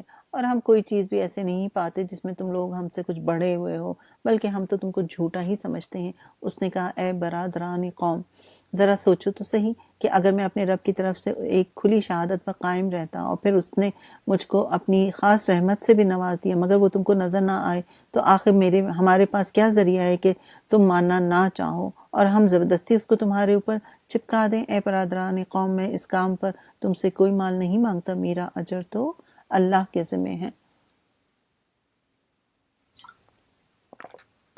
اور میں ان لوگوں کو دھکے دینے سے بھی رہا جنہوں نے میری بات مانی ہے، وہ آپ اپنے رب کے حضور جاننے والے ہیں، مگر میں دیکھتا ہوں کہ تم لوگ جہالت برت رہے ہو۔ اور اے قوم، اگر میں ان لوگوں کو دھکا دوں تو خدا کی پکڑ سے کون مجھے بچائے گا؟ تم لوگوں کی سمجھ میں کیا اتنی سی بات نہیں آتی؟ اور میں تم سے نہیں کہتا کہ میرے پاس اللہ کے خزانے، نہ یہ کہتا ہوں کہ میں غیب کا علم رکھتا ہوں، نہ ہی یہ میرا دعویٰ ہے کہ میں فرشتہ ہوں، اور یہ بھی نہیں کہہ سکتا کہ جن لوگوں کو تمہاری آنکھیں حقارت سے دیکھ رہی ہیں انہیں اللہ نے کوئی بھلائی نہیں دی، ان کے نفس کا حال اللہ ہی بہتر جانتا ہے، اگر میں ایسا کہوں تو ظالم ہوں گا۔ اب آپ دیکھیں یہاں پر ایک پیغمبر جو ہے وہ بھی کیا کہہ رہے ہیں کہ لوگوں کو، جو عام لوگ جو ہیں وہ یعنی کافر جو ہیں مسلمانوں کو حقارت کی نگاہ سے دیکھ رہے ہیں، تو پیغمبر یہ کہہ رہے ہیں کہ میں بھی نہیں جانتا ان کے بارے میں کچھ بھی، رائٹ؟ اللہ ہی جانتا ہے، اللہ نے ان کو بھلائی دی یا ان کے نفس میں کیا چل رہا ہے۔ تو اس سے ہمیں یہ پتہ چلتا ہے کہ ہم کسی کے بارے میں ججمنٹل نہیں ہو سکتے، ٹھیک ہے نا؟ اس بات کا ہمیشہ دھیان رکھیں۔ آخرکار ان لوگوں نے کہا کہ اے نوح، تم نے ہم سے جھگڑا کیا اور بہت کر لیا، اب تو بس وہ عذاب لے آؤ جس کی تم ہمیں دھمکی دیتے ہو اگر سچے ہو۔ نوح علیہ السلام نے جواب دیا، وہ تو اللہ ہی لائے گا اگر چاہے گا، اور تم اتنا بلبوتا نہیں رکھتے کہ اسے روک سکو۔ اب اگر میں تمہاری کچھ خیر خواہی کرنا بھی چاہوں تو میری خیر خواہی تمہیں کوئی فائدہ نہیں دے سکتی، جبکہ اللہ نے تمہیں بھٹکا دینے کا ارادہ کر لیا ہو۔ وہی تمہارا رب ہے اور اسی کی طرف تمہیں پلٹنا ہے۔ اے محمد، کیا یہ لوگ کہتے ہیں کہ اس شخص نے یہ سب کچھ گھڑ لیا ہے؟ ان سے کہو، اگر میں نے یہ خود گھڑا ہے تو مجھ پر اپنے جرم کی ذمہ داری ہے، اور جو جرم تم کر رہے ہو اس کی ذمہ داری سے میں بری ہوں۔ نوح علیہ السلام پر وحی کی گئی کہ تمہاری قوم میں سے جو لوگ ایمان لا چکے ہیں بس وہ لا چکے، اب کوئی ماننے والا نہیں ہے، ان کی کرتوتوں پر غم کھانا چھوڑ دو، تم ہماری نگرانی میں ہماری وحی کے مطابق ایک کشتی بنانی شروع کرو، اور دیکھو جن لوگوں نے ظلم کیا ان کے حق میں مجھ سے کوئی سفارش نہ کرنا۔ یہ سارے کے سارے اب ڈوبنے والے ہیں، رائٹ؟ اب نوح علیہ السلام نے کشتی بنانی شروع کی۔ نوح علیہ السلام کشتی بنا رہا تھا، اور اس کی قوم کے سرداروں میں سے جو کوئی اس کے پاس سے گزرتا وہ اس کا مذاق اڑاتا تھا۔ اس نے کہا، اگر تم ہم پر ہنستے ہو تو ہم بھی تم پر ہنس رہے ہیں، ان قریب تمہیں خود معلوم ہو جائے گا کہ کس پر وہ عذاب آتا ہے جو اسے رسوا کر دے گا، اور کس پر وہ بلا ٹوٹ پڑتی ہے جو ٹالے نہ ٹلے گی، یہاں تک کہ جب ہمارا حکم آ گیا، یعنی اب کشتی تیار ہو گئی۔ یہاں تک کہ اللہ کا جب حکم آ گیا اور وہ تنور ابل پڑا تو ہم نے کہا، ہر قسم کے جانوروں کا ایک ایک جوڑا کشتی میں رکھ لو، اپنے گھر والوں کو بھی سوائے ان اشخاص کے جن کی نشاندہی پہلے کی جا چکی ہے، اس میں سوار کر دو، اور ان لوگوں کو بھی بٹھا لو جو ایمان لائے ہیں، اور جو تھوڑے ہی لوگ تھے جو نوح علیہ السلام کے ساتھ ایمان لائے تھے۔ نوح علیہ السلام نے کہا، سوار ہو جاؤ اس میں اللہ ہی کے نام سے، اس کا چلنا بھی ہے اور اس کا ٹھہرنا بھی ہے، میرا رب بڑا ہی غفور رحیم ہے۔ بسم اللہ مجریہا و مرساہا ان ربی لغفور الرحیم۔ یہ دو صفات جو ہیں یہاں پر پھر آپ کو ملتی ہیں اللہ تعالیٰ کی، غفور یعنی ڈھانپنے والا، اور رحیم یعنی کہ رحم کرنے والا۔ کشتی ان لوگوں کے لیے چلی جا رہی تھی اور ایک ایک موج پہاڑ کی طرح اٹھ رہی تھی۔ نوح علیہ السلام کا بیٹا دور فاصلے پر تھا۔ اب ان کی اولاد کے، آپ سوچیں یہ نوح علیہ السلام جنہوں نے 9 سال سے اوپر تک لوگوں کو دعوت دی، رائٹ؟ اب ان کا بیٹا ہے۔ نوح علیہ السلام نے پکار کر کہا، بیٹا ہمارے ساتھ سوار ہو جاؤ، کافروں کے ساتھ نہ رہنا۔ اس نے پلٹ کر جواب دیا، میں ابھی ایک پہاڑ پر چڑھ جاتا ہوں جو مجھے پانی سے بچا لے گا، یعنی اس نے کہا میں نہیں آپ کے ساتھ جا رہا، رائٹ؟ ان ادر ورڈز نوح علیہ السلام نے کہا، آج کوئی چیز اللہ کے حکم سے بچانے والی نہیں ہے سوائے اس کے کہ اللہ ہی کسی پر رحم فرمائے۔ اتنے میں ایک موج دونوں کے درمیان حائل ہوئی اور وہ ڈوبنے والوں میں شامل ہو گیا۔ حکم ہوا کس کا؟ اللہ کا، اے زمین اپنا سارا پانی نگل جا، اور اے آسمان رک جا۔ زمین کو بھی کہا گیا کہ پانی لے لو اندر، اور آسمان سے بھی پانی کو روک دیا گیا، بارش کو روک دیا گیا۔ چنانچہ پانی زمین میں بیٹھ گیا، فیصلہ چکا دیا گیا، کشتی جودی پر ٹک گئی، اور کہہ دیا گیا کہ دور ہوئی ظالموں کی قوم۔ نوح علیہ السلام نے اپنے رب کو پکارا، کہا، اے میرے رب، میرا بیٹا میرے گھر والوں میں سے ہے اور تیرا وعدہ سچا ہے، تو سب حاکموں سے بہتر اور بڑا حاکم ہے، رائٹ؟ وَأَنْتَ احکم الحاکمین، بہترین حاکم ہے، یعنی سردار ہے، یعنی فیصلہ کرنے والا ہے، رائٹ؟ یہ بھی آپ کی ایک صفت ہے، آیت 45 میں بھی آتی ہے، I think 45 years. سو یہاں پر کیا ہوا کہ بیٹوں کے بارے میں اب وہ کہہ رہے ہیں کہ وہ تو میرا فیملی ممبر تھا، آپ نے کہا تھا کہ آپ فیملی ممبر کو میرے گھر والوں کو جو ہے آپ بچا لیں گے، اور ساتھ ہی یہ بھی کہا کہ آپ کا وعدہ تو آپ وعدہ خلافی تو کرتے ہی نہیں۔ تو اللہ تعالیٰ کا جواب کیا ہے؟ اے نوح، وہ تیرے گھر والوں میں سے نہیں ہے، وہ تو ایک بگڑا ہوا کام ہے، لہٰذا تو اس بات کی مجھ سے درخواست نہ کر جس کی حقیقت تو نہیں جانتا۔ میں تجھے نصیحت کرتا ہوں کہ اپنے آپ کو جاہلوں کی طرح نہ بناؤ، رائٹ؟ تو پتہ یہ چلا کہ سب سے اوپر جو چیز ہے وہ ایمان کا رشتہ، خون کا رشتہ اب جو ہے نا وہ بھی پیچھے چلا جاتا ہے، رائٹ؟ میں تجھے نصیحت کرتا ہوں کہ اپنے آپ کو جاہلوں کی طرح نہ بنا۔ نوح علیہ السلام نے فوراً عرض کیا، اے میرے رب، میں تیری پناہ مانگتا ہوں اس سے کہ وہ چیز تجھ سے مانگوں جس کا مجھے علم ہی نہیں، اور اگر تو نے مجھے معاف نہ کیا اور رحم نہ فرمایا تو میں برباد ہو جاؤں گا۔ حکم ہوا، اے نوح اتر جا، ہماری طرف سے سلامتی اور برکتیں ہیں تجھ پر اور ان گروہوں پر جو تیرے ساتھ ہیں، اور کچھ گروہ ایسے بھی ہیں جن کو ہم کچھ مدت سامان زندگی بخشیں گے، پھر انہیں ہماری طرف سے دردناک عذاب پہنچے گا۔ اے محمد، یہ غیب کی خبریں ہیں جو ہم تمہاری طرف وحی کر رہے ہیں، اس سے پہلے نہ تم ان کو جانتے تھے نہ تمہاری قوم، پس صبر کرو، انجام کار متقیوں ہی کے حق میں ہے۔ اور عاد کی طرف ہم نے ان کے بھائی ہود کو بھیجا۔ اب ہود علیہ السلام اور ان کی قوم کا ذکر آ رہا ہے۔ اس نے کہا، اے برادران قوم، اللہ کی بندگی کرو، خدا تمہارا کوئی خدا اس کے سوا نہیں ہے، تم نے محض جھوٹ گھڑ رکھے ہیں۔ اے برادران قوم، اس کام پر میں تم سے کوئی اجرت نہیں چاہتا، میرا اجر تو اللہ کے ذمہ ہے جس نے مجھے پیدا کیا ہے، کیا تم عقل سے ذرا کام نہیں لیتے؟ اے میری قوم کے لوگوں، اپنے رب سے معافی چاہو، پھر اس کی طرف پلٹو، وہ تم پر آسمان کے دہانے کھول دے گا اور تمہاری موجودہ قوت پر مزید قوت کا اضافہ کرے گا۔ مجرموں کی طرح منہ نہ پھیرو۔ انہوں نے جواب دیا، اے ہود، تو ہمارے پاس کوئی سری شہادت لے کر نہیں آیا ہے، اور تیرے کہنے سے ہم اپنے معبودوں کو نہیں چھوڑ سکتے، اور تجھ پر ہم ایمان لانے والے نہیں ہیں۔ ہم تو یہ سمجھتے ہیں کہ تیرے اوپر ہمارے معبودوں میں سے کسی کی پھٹکار پڑ گئی ہے۔ ہود علیہ السلام نے کہا، میں اللہ کی شہادت پیش کرتا ہوں، تم گواہ رہو کہ یہ جو اللہ کے سوا دوسروں کی تم نے خدائی میں شریک ٹھہرا رکھا ہے، اس سے میں بیزار ہوں۔ تم سب کے سب مل کر میرے خلاف اپنی کرنی میں کسر نہ اٹھا رکھو اور مجھے ذرا مہلت نہ دو۔ میرا بھروسہ اللہ پر ہے جو میرا رب ہے، تمہارا بھی رب ہے۔ کوئی جاندار ایسا نہیں جس کی چوٹی اس کے ہاتھ میں نہ ہو۔ بے شک میرا رب سیدھی راہ پر ہے، اگر تم منہ پھیرتے ہو تو پھیر لو۔ جو پیغام دے کر میں تمہارے پاس آیا ہوں، جو پیغام دے کر میں تمہارے پاس بھیجا گیا ہوں، وہ میں تم کو پہنچا چکا ہوں۔ اب میرا رب تمہاری جگہ تم دوسری قوم کو اٹھائے گا اور تم اس کا کچھ نہ بگاڑ سکو گے۔ یقیناً میرا رب ہر چیز پر نگراں ہے۔ پھر جب ہمارا حکم آ گیا تو ہم نے اپنی رحمت سے ہود علیہ السلام کو اور ان لوگوں کو جو اس کے ساتھ ایمان لائے تھے نجات دے دی اور ایک سخت عذاب سے انہیں بچا لیا۔ یہ ہے عاد، اپنے رب کی آیات سے انہوں نے انکار کیا، اس کے رسولوں کی بات نہ مانی اور ہر جبار دشمن حق کی پیروی کرتے رہے۔ آخرکار اس دنیا میں بھی ان پر پھٹکار پڑی اور قیامت کے روز بھی۔ سنو، عاد نے اپنے رب سے کفر کیا، سنو، دور پھینک دیے گئے عاد، ہود کی قوم کے لوگ۔ اور سمود کی طرف ہم نے ان کے بھائی صالح کو بھیجا، اس نے کہا، اے میری قوم کے لوگوں، اللہ کی بندگی کرو، اس کے سوا تمہارا کوئی خدا نہیں، وہی ہے جس نے تم کو زمین پر پیدا کیا ہو، یہاں تم کو بسایا ہے، لہٰذا تم اس سے معافی چاہو اور اس کی طرف پلٹ آؤ۔ یقیناً میرا رب قریب ہے اور وہ دعاؤں کا جواب دینے والا ہے۔ ثم توبوا الیہ ان ربی قریب مجیب۔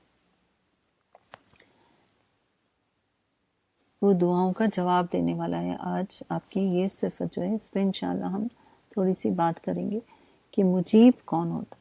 اللہ کی اس صفت میں کیا چیز ہے جو ہماری دعائیں مانگنے میں مدد دے گا، کیونکہ یہ آپ کو کئی جگہ پہ یہ ورڈ جو ہے نظر آتا ہے۔ مجیب دعا قبول کرنے والے کو کہا جاتا ہے، اور اللہ تعالیٰ ہماری دعاؤں کو نہ صرف سنتا ہے بلکہ اس کا جواب بھی دیتا ہے، ہماری آہوں اور بے قراری کو جانتا ہے، رائٹ؟ مجیب قبول کرنے والا، رائٹ؟ وہ ذات ہے جو دعا کرنے والی کی دعا کو قبول کرتا ہے اور بے قرار کی حاجت کو قبول کرتا ہے، رائٹ؟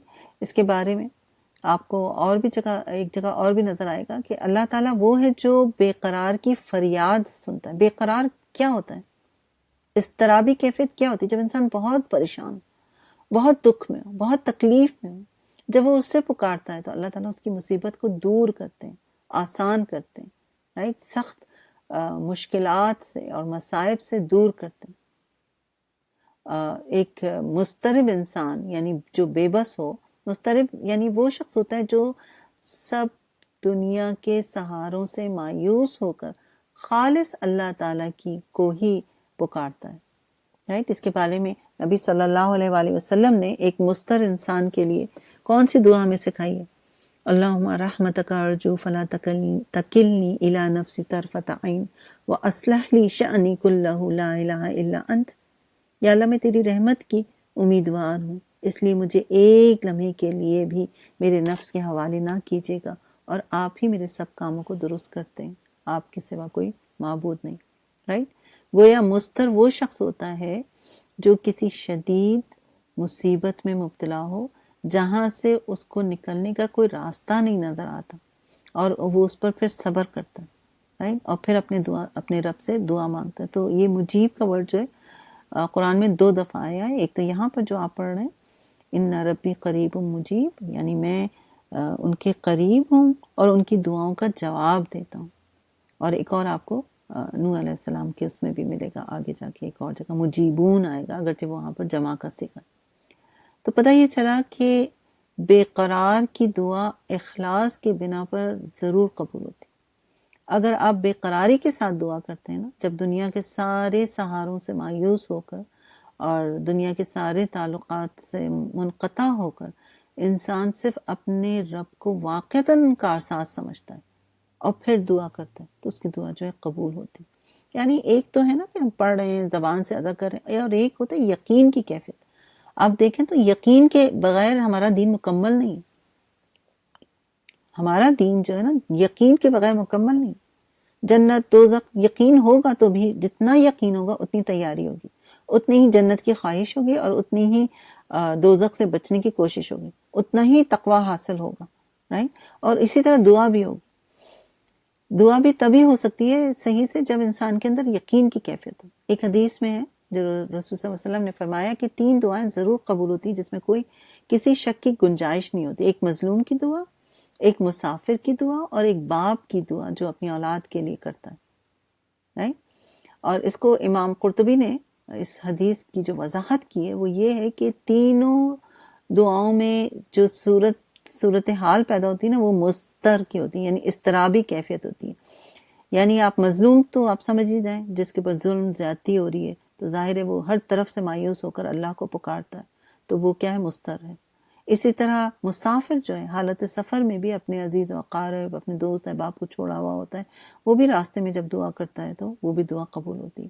اسی طرح ایک باپ جو ہوتا ہے اولاد کے لیے اپنی فطرت اور باپ کی جو ایک شفقت ہوتی ہے اس کے تحت وہ اپنی اولاد کو کبھی بد دعا نہیں دے سکتا، انلیس کہ واقعی اس کا بہت دل توڑ دیا اولاد نے، تو ورنہ وہ بھی اپنی اولاد کے لیے بڑے سچے دل سے توبہ کرتا ہے۔ تو اپنے شوہروں کو ضرور یہ حدیث سنایا کریں، ٹھیک ہے نا، کیونکہ الگ سے خاص نام ہے، ماں کا تو ذکر ہے ہی ہے لیکن باپ کا الگ سے خاص کر کے نام آیا ہوا۔ تو مجیب کون ہے؟ کہ اس کے علاوہ کسی اور کے لیے کسی اور کو پکارنا بدترین گمراہی، رائٹ۔ یعنی شرک کرنے کے معاملے میں بھی دیکھ لیں، اور دوسروں سے التجا کرنے کے لیے بھی کہا جو جاتا ہے، بہت زیادہ مزاروں پہ جا کے جو کہا جا رہا ہے، یا اس کے علاوہ بھی، کیونکہ دیکھیں نا دعا کو کیا کہا گیا ہے؟ دعا کیا ہے؟ عبادت کا مغز، رائٹ۔ دعا مومن کا ہتھیار ہے، تو دعا ہی اصل عبادت ہے، رائٹ۔ جو آپ پیچھے بھی آپ نے پڑھا ہے وقال ربکم ادعونی استجب لکم، تمہارے رب نے فرمایا کہ تم مجھ سے دعا کرو میں تمہاری دعا سنوں گا، رائٹ. کو جا کے انسان دوسروں سے کہے کہ آپ ہماری لیے جو ہے دعا کریں، اس کو منع نہیں کیا گیا ہے کہ آپ کسی کو نہیں کہہ سکتے، لیکن خود دعا نہ کرنا اور صرف دوسروں سے کہتے رہنا، یہ بہرحال کچھ مناسب بات نہیں لگتی. اس کے بارے میں شیخ عبدالحق جو ہیں وہ فرماتے ہیں کہ دعا افضل ترین عبادت ہے، اور عبادت کا مغز اس لیے کہ دعا کا خلاصہ ہے یہ، یعنی معبود کے سامنے، اللہ کے سامنے انتہائی عاجزی اور بے بسی کا مظاہرہ کرنا کہ اللہ میں تو کچھ کر ہی نہیں سکتی، زبان سے بھی، اپنی باڈی سے بھی، ہر طرح کی لینگویج ہوتی نا، اپنے چہرے سے بھی عاجز بن کے اس کے آگے دعا مانگنا، رائٹ، اس کو پکارنا. یعنی مجیب وہ ذات ہے جو سب کی دعائیں اور پکار سننے والی ہے، اور اس سے دعاؤں اہتمام سے دعا مانگنے کی ضرورت ہے. یعنی آپ یا مجیب کہہ کر بھی دعائیں مانگ سکتے ہیں، کیونکہ دیکھیں دعا سے کوئی بھی شخص جو ہے وہ مستغنا نہیں ہے. یعنی وہ کوئی یہ نہیں کہہ سکتا کہ مجھے دعاؤں کی ضرورت نہیں ہے نا، کیونکہ نبی صلی اللہ علیہ وآلہ وسلم نے اپنی موجودگی میں بھی لوگوں کو دعائیں کرنے کی ترغیب دی. یہ بھی نہیں ہوا بلکہ یعنی صحابہ اکرام نے بھی خود دعائیں بہت کی، اور ان کے بعد تبع تابعین جو ہے وہ بھی کثرت سے دعا کرتے تھے. یعنی دعا کرنے پر اکسایا گیا، یہ نہیں کہ بس دوسروں کو کہہ دیا جائے کہ آپ ہمارے لیے جو ہے دعا کر دیا کریں. تو حضور صلی اللہ علیہ وسلم نے یہ راستہ نہیں دکھایا کہ عالم جو ہیں وہ عوام کے لیے دعا کریں، نہ حاکم کو محکوم پر، نہ محکوم کو حاکم پر چھوڑائے. یعنی تصور کریں نا کہ اگر انسان کی ہر بات کا حل یہ ہو کہ فلانا شخص جو ہے وہ دعا کرے گا تو ہمارا کام جو ہے وہ ہو جائے گا. ایسا نہیں ہے. 24 گھنٹے کی زندگی کو محمد صلی اللہ علیہ وسلم کے طریقے پر اگر ہم گزاریں گے، ایسے طریقے سے سنت والا طریقہ بنائیں گے، اور اس کے بعد جب انسان دعا کرے گا تو اس کے لیے راستے خود بخود کھلتے ہیں، اس کی دعاؤں کو قبول کیا جاتا ہے. یہ نہیں کہا گیا کہ امن یجیب العالم، امن یجیب الذاکر، امن یجیب المضطر. یعنی دعا مانگو بے قراری کے حالت میں، بے قرار ہو کے دعا مانگو، دل لگا کر دعا مانگو، رائٹ. تو ہر انسان کے ساتھ دیکھیں زندگی میں کوئی نہ کوئی معاملہ ضرور رہتا ہے جس میں اللہ رب العزت بندے کے کسی غم کو جو ہے ہلکا بھی کر سکتے ہیں، تکلیف کو دور بھی کرتے ہیں اور ٹال بھی دیتے ہیں، جب انسان اپنے رب سے دعا مانگتا رہتا ہے، رائٹ. تو دعا کرتے وقت اللہ تعالیٰ کی طرف سچے دل سے توجہ کا ہونا ضروری ہے. دعا کرنے والے کو چاہیے کہ دعا کرنے میں خوب کوشش کرے، اور دعا کرنے کے بعد دعا کی قبولیت کے بارے میں پر امید رہے، اللہ کی رحمت سے کبھی مایوس نہ ہو، رائٹ. یا مجیب کہہ کے اس کو پکارے. اسی طرح ہمیں یہ بھی معلوم ہے کہ دعا کے لیے درود شریف، دعا پڑھنے سے مانگنے سے پہلے درود شریف بھی جو ہے وہ ضرور پڑھا کریں، اور دعا کی قبولیت کے بارے میں بے صبری کا مظاہرہ نہ کیا جائے. یہ نہ کہا جائے کہ میری تو دعا قبول ہی نہیں ہوتی، یا میری دعا کب قبول ہوگی. اور ہم سب یہ بات اچھے طریقے سے جانتے ہیں کہ دعائیں قبول ہونے کے کئی طریقے ہوتے ہیں. ایک تو یہ کہ وہ جوں کی تو مل جائے، یا اس سے بہتر مل جائے، یا پھر آخرت کے لیے جمع کر دی جائے، جس کو دیکھ کر شاید انسان کہے گا کہ کاش میری دنیا میں کوئی دعا ہی نہ قبول ہوتی، کیونکہ وہاں پر اتنے سرپرائزز ہوں گے، اتنی زیادہ انعامات ہوں گے اس دعا کے قبول نہ ہونے پہ. تو گویا دعا کرنا چھوڑنا تو بالکل بھی نہیں چاہیے، ٹھیک ہے نا. اور ہم نے جیسے وہ حکیم پڑھا تھا کہ ہر بات میں اللہ کی کوئی نہ کوئی حکمت ہوتی ہے. اگر دعا قبول نہیں ہو رہی تو انسان یہ سوچے کہ اس میں کوئی نہ کوئی حکمت ہی ہوگی، لیکن دعا مانگتا رہے.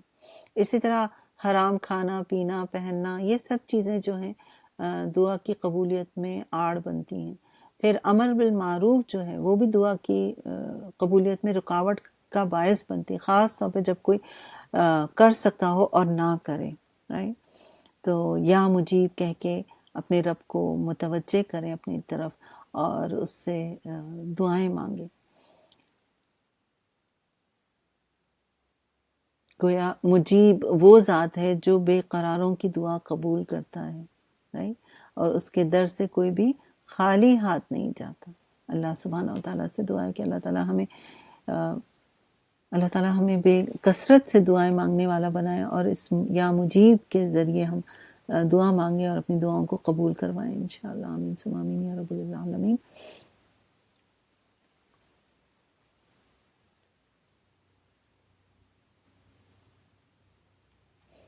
چلیے آگے بڑھتے ہیں انشاءاللہ۔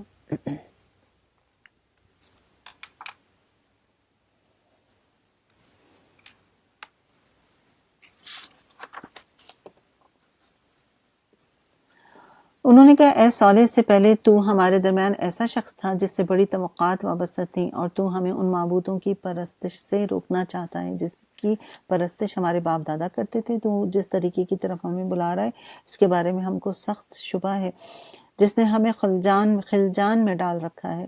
صالح علیہ السلام نے کہا اے برادران قوم، تم نے کچھ اس بات پر بھی غور کیا ہے کہ اگر میں اپنے رب کی طرف سے ایک طرف شہادت رکھتا ہوں اور پھر اس نے اپنی رحمت سے بھی مجھ کو نوازا ہے، تو اس کے بعد اللہ کی پکڑ سے کون مجھے بچائے گا؟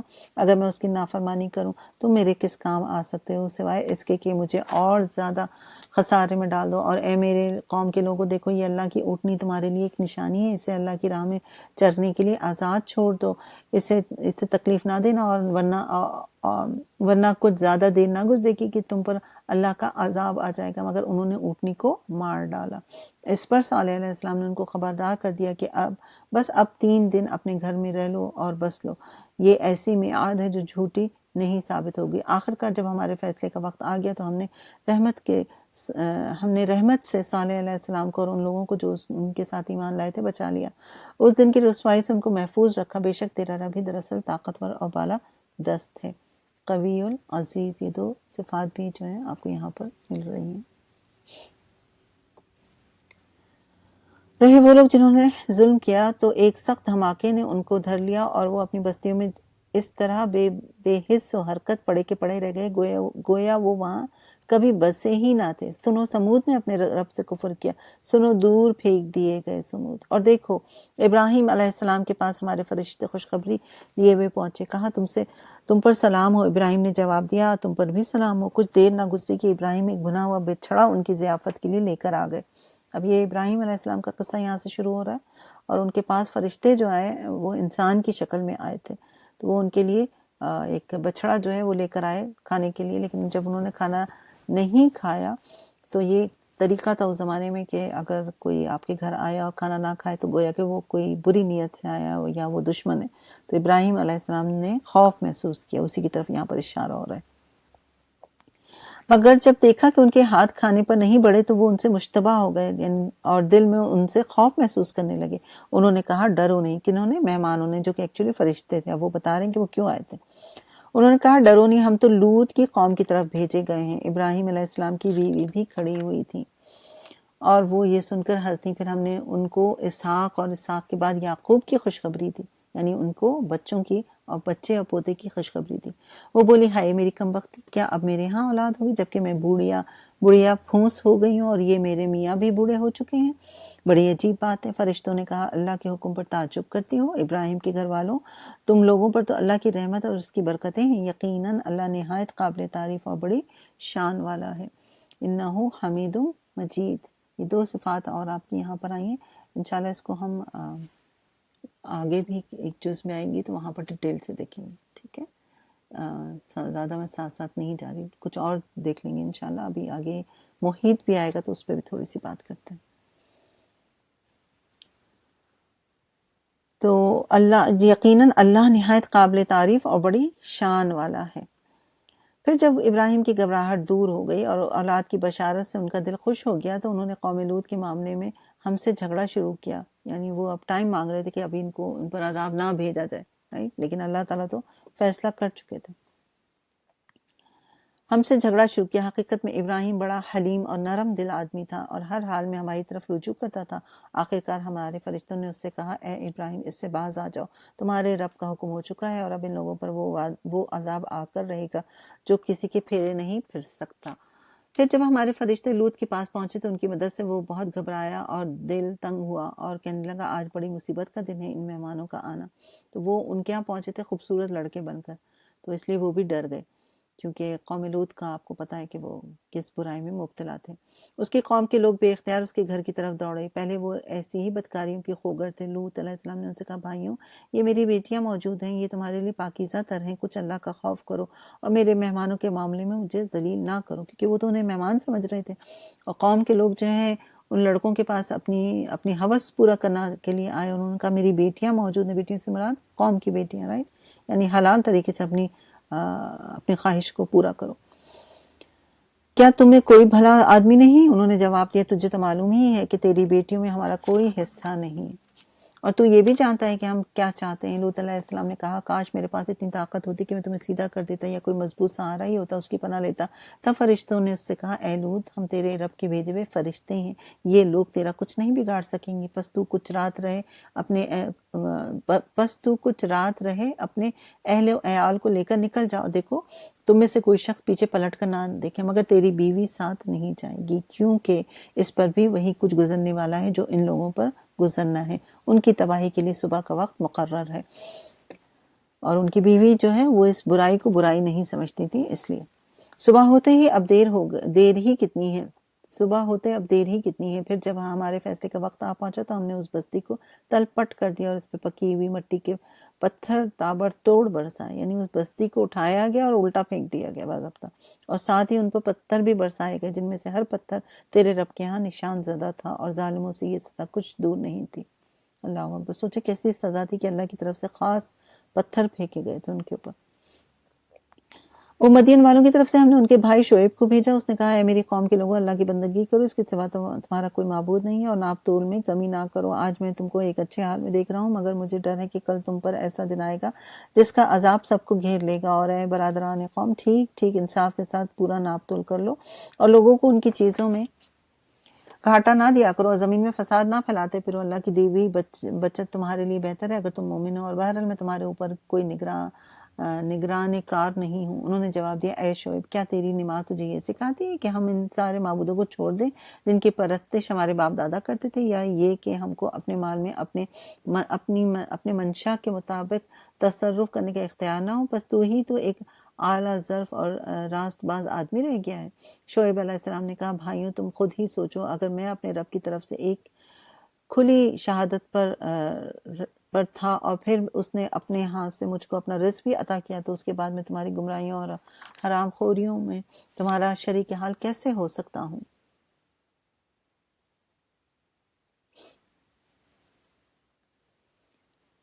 اور میں ہرگز یہ نہیں چاہتا کہ جن باتوں سے میں تم کو روکتا ہوں ان کا خود ارتکاب کروں، میں تو اصلاح کرنا چاہتا ہوں جہاں تک بھی میرا بس چلے، اور جو کچھ میں کرنا چاہتا ہوں اس کا سارا انحصار اللہ کی توفیق پر ہے، اس پر میں نے بھروسہ کیا اور ہر معاملے میں اسی کی طرف رجوع کرتا ہوں۔ اے برادران قوم، میرے خلاف تمہاری ہٹ درمی کہیں یہ نوبت نہ پہنچا دے کہ آخرکار تم پر بھی وہی عذاب آ جائے جو نوح یا ہود یا صالح علیہ السلام کی قوم پر آیا تھا، اور لوط کی قوم تو تم سے کچھ زیادہ دور بھی نہیں، یعنی یہ سب اپنی پچھلی قوموں کے بارے میں جانتے تھے، اور ہم بھی جانتے ہیں نا، ہم بھی تو پڑھ رہے ہیں۔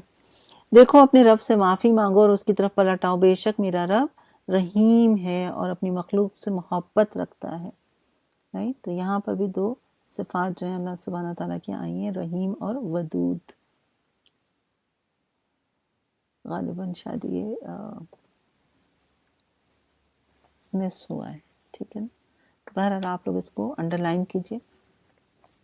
رحیم جو ہے ودود کے ساتھ آتا ہے، ودود یعنی بہت زیادہ محبت کرنے والا، یعنی اللہ تعالیٰ سنگ دل اور بے رحم نہیں ہے، یعنی اللہ تعالیٰ سنگ دل بے رحم تو ہے نہیں، اس کو اپنی مخلوق سے کوئی دشمنی نہیں کہ وہ خواہ سزا دے اور خواہ لوگوں کے ساتھ ایسا معاملہ کرے۔ یہ انہی کے ساتھ کیا جاتا ہے جو اللہ کے احکام پر عمل نہیں کرتے، ورنہ تو وہ بے پناہ محبت کرنے والا ہے۔ جو ساری زندگی گناہ کرتا رہتا ہے، اللہ تعالیٰ اس سے بھی کچھ نہیں لیتے، اور اگر وہ پلٹ کر آ جائے تو اس کے سارے گناہوں کو معاف کر دیا جاتا ہے۔ سبحان اللہ، رائٹ۔ چلیے آگے بڑھیں آیت 91 پہ۔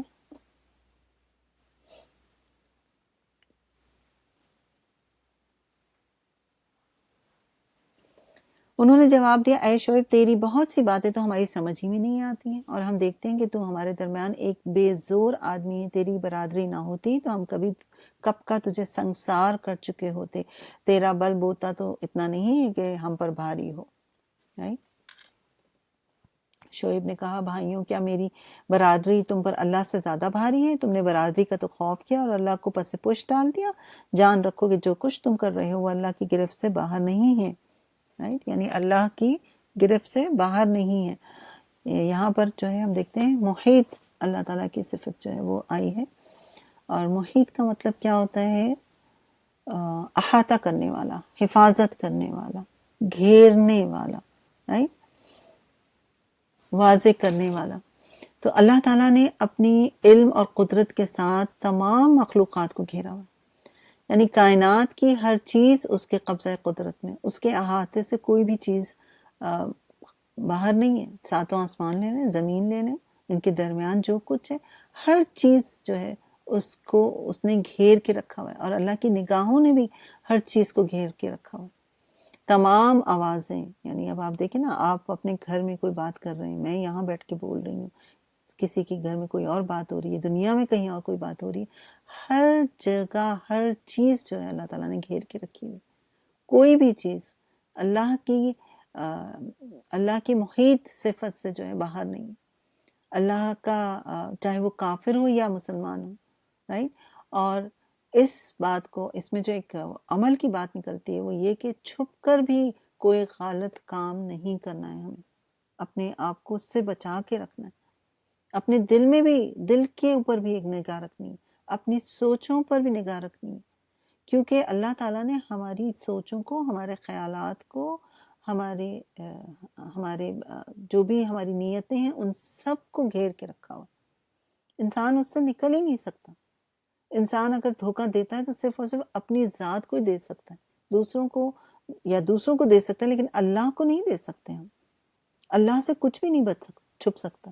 تو یہ احساس جو ہے نا انسان کو پھر تقویٰ عطا کرتا ہے کہ واقعی وہ تو گھیرا ہوا ہے, میں کیسے کچھ اور کر سکتی. اسی لیے جب ہم اپنے بچوں کے معاملے میں بھی آتے ہیں, ان کی پرورش کے معاملے میں بھی آتے ہیں, تو یہی ہوتا ہے کہ ایک حد میں رہے انسان, رائٹ. انہیں اللہ کی امانت سمجھے, کیونکہ یہ اللہ کی امانتیں ہوتی ہیں, رائٹ. اور یا کسی اور رشتے کو دے لیں جو ہمارے لیے تھوڑے ٹیسٹ والے رشتے بن جاتے ہیں, رائٹ. ماں باپ کو تو ہم بہت ویسے لے رہے ہوتے ہیں نا کہ بس وہ تو اماں ابا ہیں, کچھ بھی کہہ دو ان کو, لیکن باقی سارے رشتے جو ہیں ہوتے ہیں وہ آپ کے کیا کہتے ہیں, ٹیسٹ ہیں. ماں باپ بھی ظاہر ٹیسٹ ہی ہیں. تو ہر اس میں اگر کہیں پر کوئی مشکل وقت آتا ہے تو کرنے کا کیا کام ہے کہ انسان اپنے آپ کو روک کے رکھے, سنبھال کے رکھے, رائٹ. کیونکہ اللہ تعالیٰ نے مجھے اور آپ کو گھیر رکھا ہے, پکڑ نہیں رہا کہ اس کی ابھی مرضی ہے. تو اللہ تعالیٰ سے دعا ہے کہ وہ ہمیں توفیق دے کہ ہم اس کی اس صفت کو سمجھ سکیں اور اس کے مطابق اپنے عمل کو تبدیل کر سکیں, کیونکہ وہ احاطہ کیے ہوئے, کوئی چیز اس کے علم, قدرت, رحمت اور اقتدار سے باہر نہیں ہے. آمین ثم آمین یا رب العالمین. چلیں آگے بڑھتے ہیں انشاءاللہ.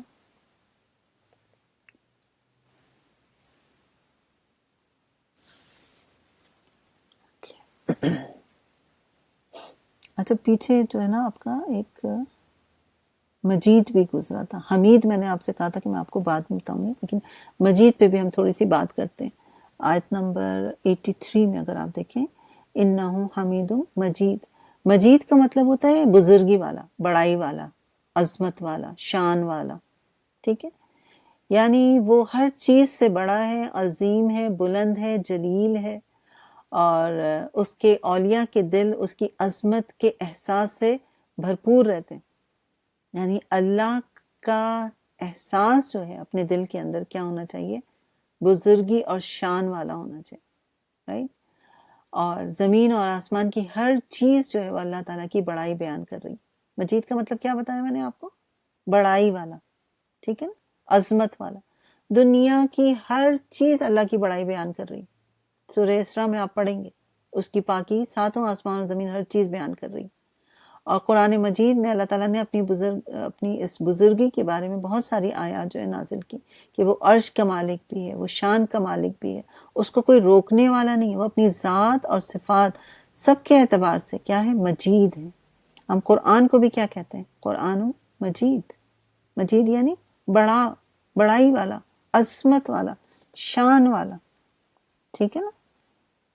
تو اس کو بھی ذہن میں رکھیے. چلیے آگے بڑھتے ہیں آیت نمبر 93 سے.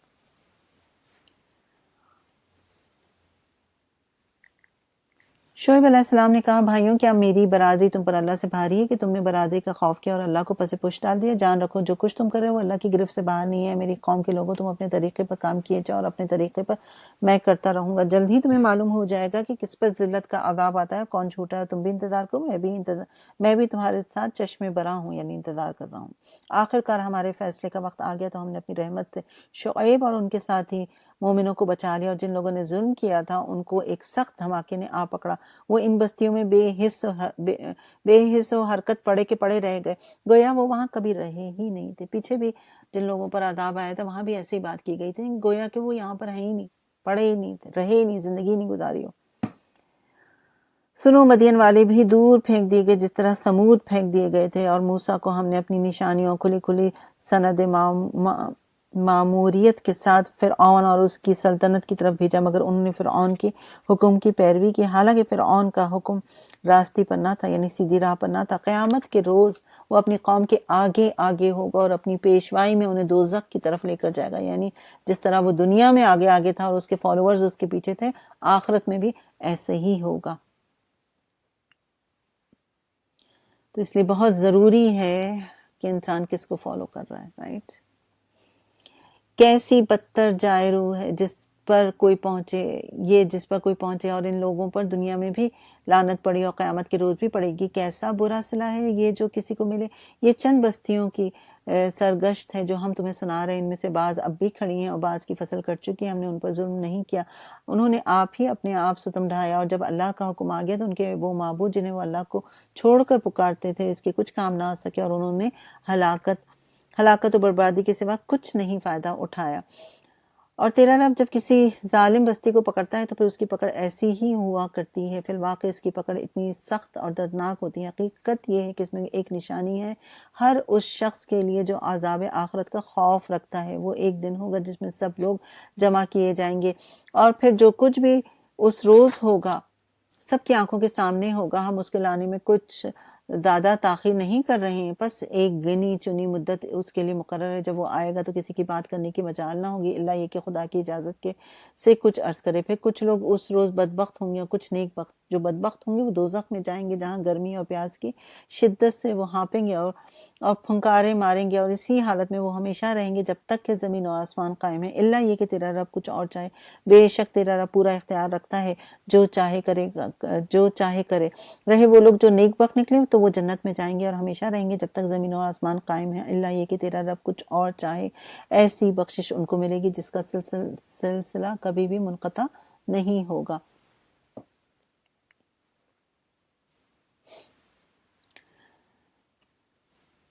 بس اے نبی تو ان معبودوں کی طرف سے کسی شک میں نہ رہیں جن کی یہ لوگ عبادت کر رہے ہیں. یہ تو بس لکیر کے فقیر بنے ہوئے ہیں، اسی طرح پوجا پاٹ کر رہے ہیں جس طرح پہلے ان کے باپ دادا کیا کرتے تھے، اور ہم ان کا حصہ انہیں بھرپور دیں گے بغیر اس کے کہ اس میں کچھ کاٹ کسر ہو.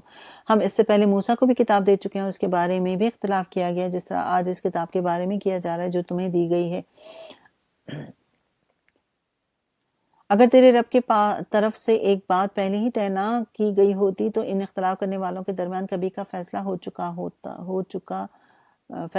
چکا دیا گیا ہوتا. یہ واقعہ ہے کہ یہ لوگ اس کی طرف سے شک اور خلجان میں پڑے ہوئے ہیں، اور یہ بھی واقعہ ہے کہ تیرا رب انہیں ان کے اعمال کا پورا بدلہ دے کر رہے گا. یقیناً وہ ان سب باتوں سے باخبر ہے. رائٹ، خبیر. یہاں پر اللہ تعالیٰ کی ایک صفت اور آئی ہے، اس کو آپ انڈر لائن کر لیجیے.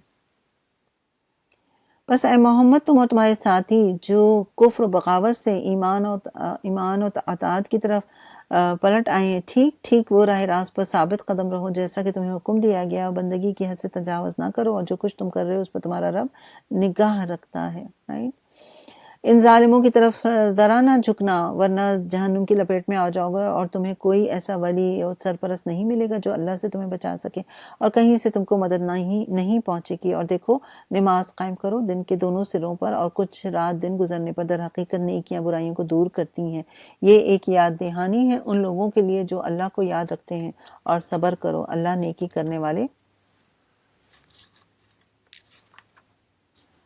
والوں کا اجر کبھی ضائع نہیں کرتا. پھر کیوں نہ ان قوموں میں جو تم سے پہلے گزر چکی ہیں، ایسے اہل خیر موجود رہے جو لوگوں کو زمین میں فساد برپا کرنے سے روکتے، ایسے لوگ نکلے بھی تو بہت کم جن کو ہم نے ان قوموں میں سے بچا لیا، ورنہ ظالم لوگ تو انہی مزوں کے پیچھے پڑے رہے جن کے سامان انہیں فراوانی کے ساتھ دیے گئے اور وہ مجرم بن کر رہے۔ تیرا رب ایسا نہیں ہے کہ بستیوں کو ناحق تباہ کر دے حالانکہ ان کے باشندے اصلاح کرنے والے ہوں۔ بے شک تیرا رب اگر چاہتا تو تمام انسانوں کو ایک گروہ بنا سکتا تھا، مگر اب تو وہ مختلف طریقوں ہی پر چل رہے ہیں اور بے راہ رویوں سے صرف وہ لوگ بچیں گے جن پر تیرے رب کی رحمت ہے۔ اسی انتخاب کار کے لیے ہی تو اس نے انہیں پیدا کیا اور تیرے رب کی وہ بات پوری ہو گئی جو اس نے کہی تھی کہ میں جہنم کو جن اور انسان سے سب سے بھر دوں گا۔ اور اے محمد صلی اللہ علیہ وآلہ وسلم، یہ پیغمبروں کے قصے ہم تمہیں سناتے ہیں، وہ چیزیں ہیں جن کے ذریعے سے ہم تمہارے دل کو مضبوط کرتے ہیں۔ دیکھیں نا، کسی کو سمجھایا جاتا ہے تو پیچھے کے واقعات سنائے جاتے ہیں کہ فلانے نے ایسے کیا تو تمہیں بھی ایسے ہی کرنا چاہیے، یا فلانے نے کوئی غلط کام کیا تو ہم بھی یہی کہہ رہے ہوتے ہیں۔ تو ان واقعات کے وجہ سے نبی صلی اللہ علیہ وسلم کو بھی ایک تسلی دی جا رہی ہے تاکہ ان کا بھی دل جو ہے مضبوط ہو۔ ان کے اندر تم کو حقیقت کا علم ملا اور ایمان لانے والوں کو نصیحت اور بیداری نصیب ہوئی، رائٹ ہوئی نا۔ رہے وہ لوگ جو ایمان نہیں لائے تو ان سے کہہ دو کہ تم اپنے طریقے پر کام کرتے رہو اور ہم اپنے طریقے پر کیے جائیں گے، انجام کار تم کو بھی انتظار ہوگا اور ہم بھی منتظر ہیں۔ آسمانوں اور زمین میں جو کچھ چھپا ہوا ہے سب اللہ کے قبضہ قدرت میں ہے اور سارا معاملہ اسی کی طرف رجوع کیا جاتا ہے۔ بس اے نبی تو اس کی بندگی کر اور اسی پر بھروسہ رکھ جو کچھ تم کر رہے ہو، تیرا رب اس سے بے خبر نہیں ہے۔ چلیے الحمدللہ آپ کی یہ سورت بھی مکمل ہوئی۔ بسم اللہ الرحمن الرحیم۔ سورۃ یوسف مکی سورہ ہے، 12 رکوع اس میں اور 111 آیات ہیں۔ الف لام را تلک آیات الکتاب المبین۔ الف لام را یہ اس کتاب کی آیات ہیں جو اپنا مدعا صاف صاف بیان کرتی ہے۔ ہم نے اسے نازل کیا ہے قرآن بنا کر عربی زبان میں تاکہ تم، یعنی خاص طور پر اہل عرب کی طرف اشارہ ہے، تاکہ تم اس کو اچھی طرح سمجھ سکو۔ اے محمد، ہم اس قرآن کو تمہاری طرف وحی کر کے بہترین پیرائی میں واقعات اور حقائق تم سے بیان کرتے ہیں، ورنہ اس سے پہلے تو ان چیزوں سے تم بالکل ہی بے خبر تھے۔ یہ اس وقت کا ذکر ہے جب یوسف نے اپنے باپ سے کہا، ابا جان میں نے خواب دیکھا ہے کہ 11 ستارے ہیں اور سورج اور چاند ہیں، وہ مجھے سجدہ کر رہے ہیں۔ جواب میں اس کے باپ نے کہا، بیٹا اپنا یہ خواب اپنے بھائیوں کو نہ سنانا ورنہ وہ تیرے در پہ آزار ہو جائیں گے۔ حقیقت یہ ہے کہ شیطان انسان کا کھلا دشمن ہے اور ایسا ہی ہوگا جیسے تو نے خواب میں دیکھا ہے کہ تجھے تیرا رب اپنے کام کے لیے منتخب کرے گا اور تجھے باتوں کی تہ تک پہنچانا سکھائے گا اور تیرے اوپر اور آل یعقوب پر اپنی نعمت اس طرح پوری کرے گا جس طرح اس سے پہلے وہ تیرے بزرگوں ابراہیم اور اسحاق پر کر چکا ہے۔ یقیناً تیرا رب علیم اور حکیم ہے۔ یہاں پر 2 صفات جو ہیں آپ کی فوراً ہی آ گئی ہیں سورہ یوسف میں، آیت نمبر 6۔ حقیقت یہ کہ یوسف اور اس کے بھائیوں کے قصے میں ان پوچھنے والوں کے لیے بڑی نشانیاں ہیں، رائٹ؟ تو یہ پوچھا گیا تھا نبی صلی اللہ علیہ وآلہ وسلم سے واقعے کے بارے میں، تو اس کی ڈیٹیل پوری سورہ جو ہے یہ جو کہ نازل کی گئی اور پورا واقعہ جو ہے بیان کیا گیا۔ ورنہ اکثر آپ دیکھیں گے موسیٰ علیہ السلام کے واقعہ ہے تو وہ جگہ جگہ الگ الگ جگہ پر آ رہا ہے، یہ واحد سورہ ہے جس میں پورا واقعہ جو کا تو بیان کیا گیا۔ غور سے سنیں تو بات پوری کی پوری سمجھ میں آئے گی آپ کو۔ یہ قصہ یوں شروع ہوتا ہے کہ اس کے بھائیوں نے آپس میں کہا کہ یہ یوسف اور اس کا بھائی دونوں ہمارے والد کو ہم سب سے بہت زیادہ محبوب ہیں، یعنی یہ یوسف اور ان کے بھائی بنیامین جو ہیں ایک ماں سے تھے، باقی بھائی جو تھے وہ دوسری ماں سے تھے، حالانکہ ہم ایک پورا جتھا ہیں۔ سچی بات یہ ہے کہ ہمارے ابا جان بالکل ہی بہک گئے، چلو یوسف کو قتل کر دو یا اسے کہیں پھینک دو تاکہ تمہارے والد کی توجہ صرف تمہاری ہی طرف ہو جائے، یہ کام کر لینے کے بعد پھر نیک بن جانا، یعنی گناہ کر لو پھر نیک ہو جائیں گے۔ اس پر ان میں سے ایک بولا، یوسف کو قتل نہ کرو، اگر کچھ کرنا ہی ہے تو اسے کسی اندھے کنویں میں ڈال دو، کوئی آتا جاتا قافلہ اسے نکال لے گا۔ اس قرارداد پر انہوں نے جا کر اپنے باپ سے کہا، ابا جان کیا بات ہے کہ آپ یوسف کے معاملے میں ہم پر بھروسہ نہیں کرتے، حالانکہ ہم اس کے سچے خیر خواہ ہیں، کل اسے ہمارے ساتھ بھیج دیجئے، جو ہمارے ساتھ کھیل کود میں اس کا بھی دل بہلا رہے گا، ہم اس کی حفاظت کو موجود ہیں۔ باپ نے کہا، تمہارا اسے لے جانا مجھے شاق گزرتا ہے اور مجھ کو اندیشہ ہے کہ کہیں اس سے بھیڑیا نہ پھاڑ کھائے جبکہ تم اس سے غافل ہو۔ انہوں نے جواب دیا اگر ہمارے ہوتے ہوئے اسے بھیڑیے نے کھا لیا جبکہ ہم ایک جتھا ہیں تب تو ہم بڑے ہی نکمے ہوں گے۔ اس طرح اصرار کر کے جب وہ اسے لے گئے اور انہوں نے طے کر لیا کہ اسے ایک اندھے کنویں میں چھوڑ دیں گے تو ہم نے یوسف علیہ السلام کو وحی کی کہ ایک وقت آئے گا جب تو ان لوگوں کو ان کی حرکت پر جتائے گا۔ یہ اپنی فعل کے نتائج سے بے خبر ہیں۔ شام کو وہ روتے پیٹتے اپنے باپ کے پاس آیا اور کہا ابا جان ہم دوڑ کا مقابلہ کرنے میں لگ گئے تھے اور یوسف کو ہم نے اپنے سامان کے پاس چھوڑ دیا تھا کہ اتنے میں ایک بھیڑیا آ گیا اور اس نے اسے کھا لیا۔ آپ ہماری بات کا یقین نہ کریں چاہے ہم سچے ہی کیوں نہ ہوں۔ اور یوسف کی قمیص پر جھوٹ موٹ کا خون لگا کر لے کر آ گئے۔ یہ سن کر ان کے باپ نے کہا بلکہ تمہارے نفس نے تمہارے لیے ایک بڑے کام کو آسان بنا دیا ہے۔ اچھا صبر کروں گا اور بخوبی کروں گا۔ جو بات تم بنا رہے ہو اس پر اللہ ہی سے مدد مانگی جا سکتی ہے۔ واللہ مستعان علی ما تصفون۔ یہاں پر مستعان جو ہے یہ بھی آپ کو اگرچہ جو ہم پڑھ رہے ہوتے ہیں جیسے اسما نے بھی ابھی پڑھا ہے تو اس میں یہ نہیں آتا لیکن یہ بھی اللہ تعالیٰ کی ایک صفت ہے۔ مستعان کا مطلب ہوتا ہے مدد طلب کیا جانے والا، رائٹ؟ تو اللہ تعالیٰ کے خوبصورت ناموں میں سے ایک نام یہ بھی ہے مدد مانگنا، رائٹ؟ اور اللہ تعالیٰ وہ ہستی ہے جس سے ساری مخلوق جو ہے اپنی حاجات طلب کر رہی ہے۔ جیسے ہم سورہ فاتحہ میں کیا کرتے ہیں ایاک نعبد و ایاک نستعین، یا اللہ ہم تیری عبادت کرتے ہیں تجھ سے ہی مدد چاہتے ہیں۔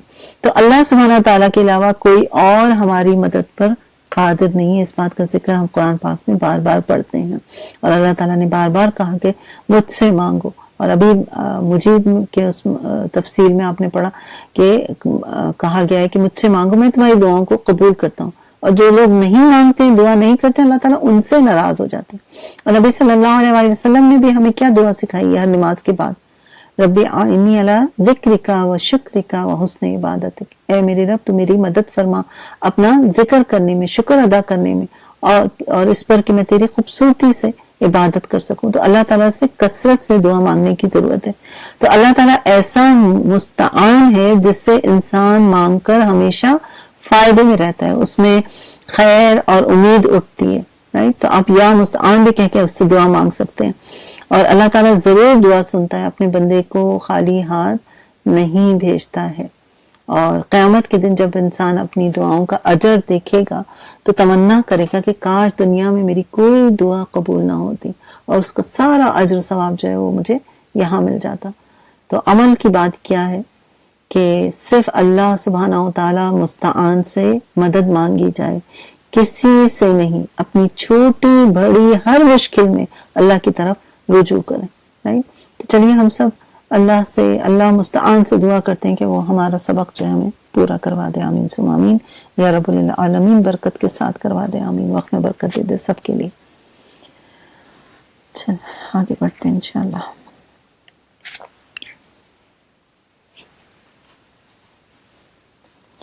ادھر ایک قافلہ آیا اور اس نے اپنے سقے کو پانی لانے کے لیے بھیجا، یعنی بندے نے جو کنویں میں ڈول ڈالا تو یوسف کو دیکھا اور پکار اٹھا مبارک کو، یہاں تو ایک لڑکا ہے۔ ان لوگوں نے اس کو مال تجارت سمجھ کر چھپا لیا، حالانکہ جو کچھ وہ کر رہے تھے اللہ تعالیٰ اس سے باخبر تھا۔ آخرکار انہوں نے اس کو تھوڑی سی قیمت پر چند درہموں کے عوض بیچ ڈالا، اور وہ اس کی قیمت کے معاملے میں کچھ زیادہ کے امیدوار نہیں تھے۔ مصر کے جس شخص نے اسے خریدا اس نے اپنی بیوی سے کہا کہ اس کو اچھی طرح رکھنا، بعید نہیں کہ یہ ہمارے لیے مفید ثابت ہو، ہم اسے اپنا بیٹا بنا لیں گے۔ اس طرح ہم نے یوسف علیہ السلام کے لیے اس سرزمین میں قدم جمانے کی صورت نکال دی اور اس طرح معاملہ فہمی کی تعلیم دینے کا انتظام کیا۔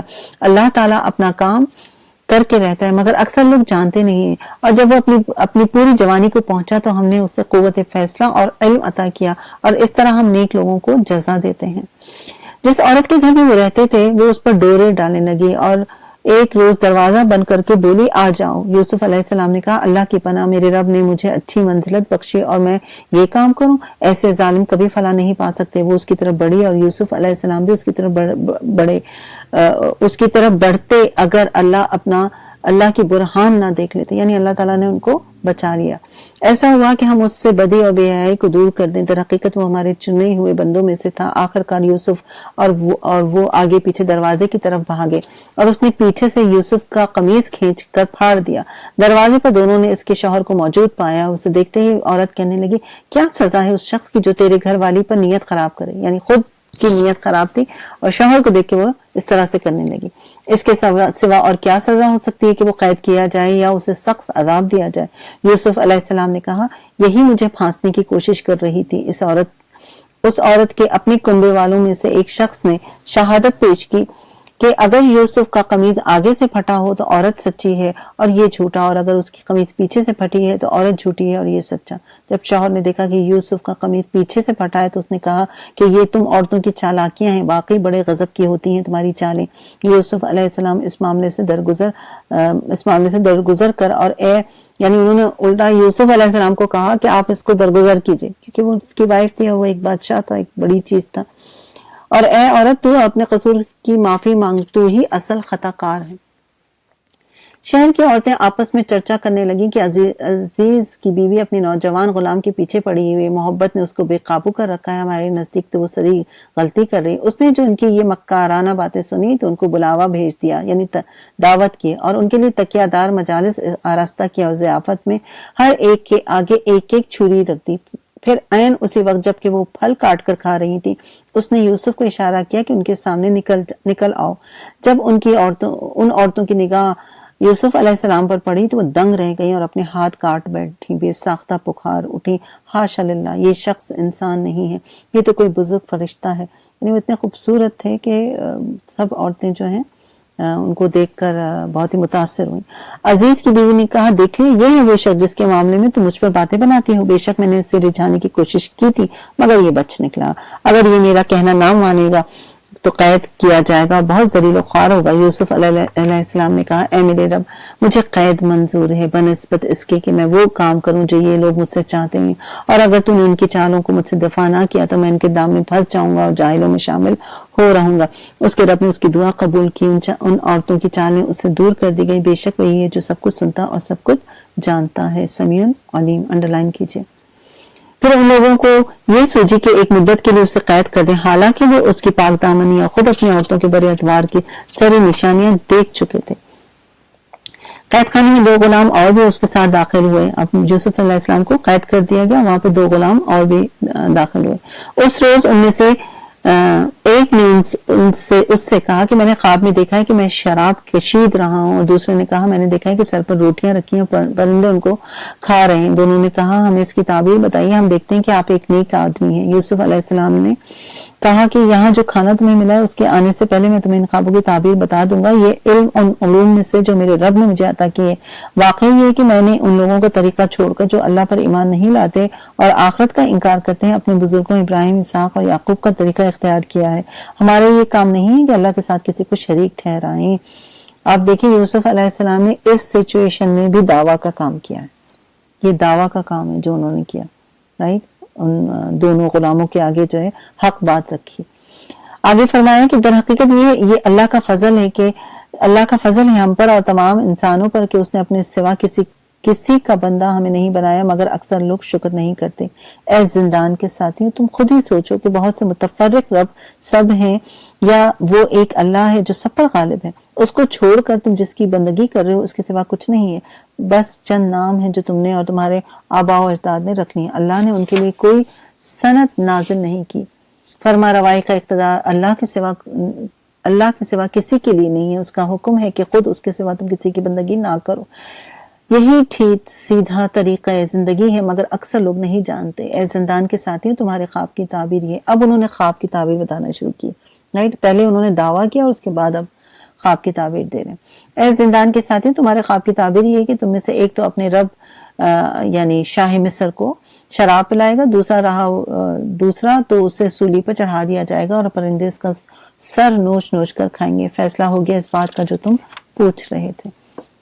پھر ان میں سے جس کے متعلق خیال تھا کہ وہ رہا ہو جائے گا، اس سے یوسف علیہ السلام نے کہا کہ تم اپنے شاہ مصر سے میرا ذکر کرنا، مگر شیطان نے اسے ایسا غفلت میں ڈالا کہ وہ اپنے شاہ مصر سے اس کا ذکر کرنا بھول گیا، اور یوسف علیہ السلام کئی سال قید میں پڑے رہے۔ انہوں نے کہا تھا کہ جانے سے جب وہ بندہ نکلنے لگا تھا جس نے شراب کو خواب میں دیکھا تھا، تو کہا تھا کہ تم اپنے بادشاہ سے میرا ذکر کرنا، تو وہ وہاں جا کے بھول ہی گیا۔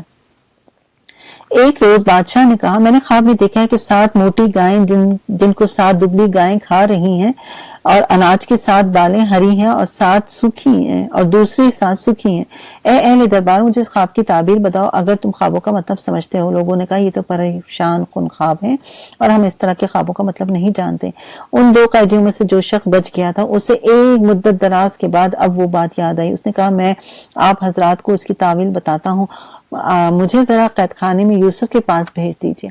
اس نے جا کر یوسف علیہ السلام سے کہا کہ اے سراپا راستی مجھے اس خواب کا مطلب بتائیے کہ 7 موٹی گائیں جن کو 7 دبلی کھا رہی ہیں اور 7 بالیں ہری ہیں اور 7 سوکھی ہیں، شاید میں ان لوگوں کے پاس واپس جاؤں اور یہ بتاؤں تاکہ وہ جان سکیں۔ یوسف علیہ السلام نے کہا 7 برس تک لگاتار تم لوگ کھیتی باڑی کرتے رہو گے، اس دوران میں جو فصلیں تم کاٹو ان میں سے بس تھوڑا سا حصہ جو تمہاری خوراک کے کام آئے نکالو اور باقی اس کی بالوں ہی میں رہنے دو۔ پھر 7 برسیں بہت سخت آئیں گے، اس زمانے میں وہ سب غلہ کھا لیا جائے گا جو تم اس وقت کے لیے جمع کرو گے، اگر کچھ بچے گا تو بس وہی جو تم نے محفوظ کر رکھا ہے۔ اس کے بعد پھر 1 سال ایسا آئے گا جس میں باران رحمت سے لوگوں کی فریاد رسی کی جائے گی اور وہ رس نچوڑیں گے۔ بادشاہ نے کہا اسے میرے پاس لاؤ۔ مگر جب شاہی فرستادہ یوسف علیہ السلام کے پاس پہنچا تو اس نے کہا اپنے رب سے مراد یعنی مالک کے پاس، بادشاہ کے پاس، اپنے بادشاہ کے پاس واپس جاؤ اور اس سے پوچھو کہ ان عورتوں کا کیا معاملہ ہے جنہوں نے اپنے ہاتھ کاٹ لیے تھے، یعنی انہوں نے جلد بازی نہیں کی، اپنے لیے اس معاملے کو کلیئر کیا، جنہوں نے اپنے ہاتھ کاٹ لیے تھے۔ میرا رب تو ان کی مکاری سے واقف ہے۔ اس پر بادشاہ نے ان عورتوں سے دریافت کیا تمہارا کیا تجربہ اس وقت کا جب تم نے یوسف کو رجھانے کی کوشش کی تھی؟ سب نے یک زبان ہو کر کہا ہاشا للہ، ہم نے اس میں بدی کا شائبہ تک نہ پایا۔ عزیز کی بیوی بول اٹھی اب حق کھل چکا ہے، وہ میں ہی تھی جس نے اس کو پھسلانے کی کوشش کی تھی، بے شک وہ بالکل سچا ہے۔ یوسف علیہ السلام نے کہا اس سے میری عرض یہ تھی کہ عزیز یہ جان لے کہ میں نے در پردہ اس کی خیانت نہیں کی تھی، اور یہ کہ جو خیانت کرتے ان کی چالوں کو اللہ کامیابی کی راہ پر نہیں لگاتا۔ میں کچھ اپنے نفس کی برات نہیں کر رہا ہوں، نفس تو برائی پر اکساتا ہے، الا یہ کہ کسی پر میرے رب کی رحمت ہو، بے شک وہ بڑا ہی غفور و رحیم ہے۔ بادشاہ نے کہا انہیں میرے پاس لاؤ تاکہ میں ان کو اپنے لیے مخصوص کر لوں۔ جب یوسف علیہ السلام نے اس سے گفتگو کی تو اس نے کہا کہ اب آپ ہمارے ہاں قدر و منزلت رکھتے ہیں اور آپ کی امانت پر پورا بھروسہ ہے۔ یوسف علیہ السلام نے کہا ملک کے خزانے میرے سپرد کیجیے، میں حفاظت کرنے والا ہوں اور علم بھی رکھتا ہوں۔ اس طرح ہم نے اس سرزمین میں یوسف کے لیے اقتدار کی راہ ہموار کی، وہ مختار تھا، اس میں جہاں چاہے اپنی جگہ بنائے۔ ہم اپنی رحمت سے جس کو چاہتے ہیں نوازتے ہیں، نیک لوگوں کا اجر ہمارے ہاں مارا نہیں جاتا، اور آخرت کا اجر ان لوگوں کے لیے زیادہ بہتر ہے جو ایمان لے اور خدا ترسی کے ساتھ کام کرتے رہے۔ یوسف کے بھائی مصر آئے اور اس کے ہاں حاضر ہوئے، اس نے انہیں پہچان لیا، یعنی یوسف علیہ السلام نے اپنے بھائیوں کو پہچان لیا، مگر وہ اس سے نا آشنا تھے۔ پھر جب اس نے ان کا سامان تیار کیا تو چلتے وقت ان سے کہا اپنے سوتیلے بھائی کو میرے پاس لانا، دیکھتے نہیں ہوں کہ میں کس طرح پیمانہ بھر کر دیتا ہوں اور کیسا اچھا مہمان نواز ہوں۔ اگر تم اسے نہ لائے تو میرے پاس تمہارے لیے کوئی غلہ نہیں، بلکہ تم میرے قریب بھی نہ پھٹکنا۔ انہوں نے کہا ہم کوشش کریں گے کہ والد صاحب اسے بھیجنے پر راضی ہو جائیں، اگر ہم ایسا ضرور کریں گے۔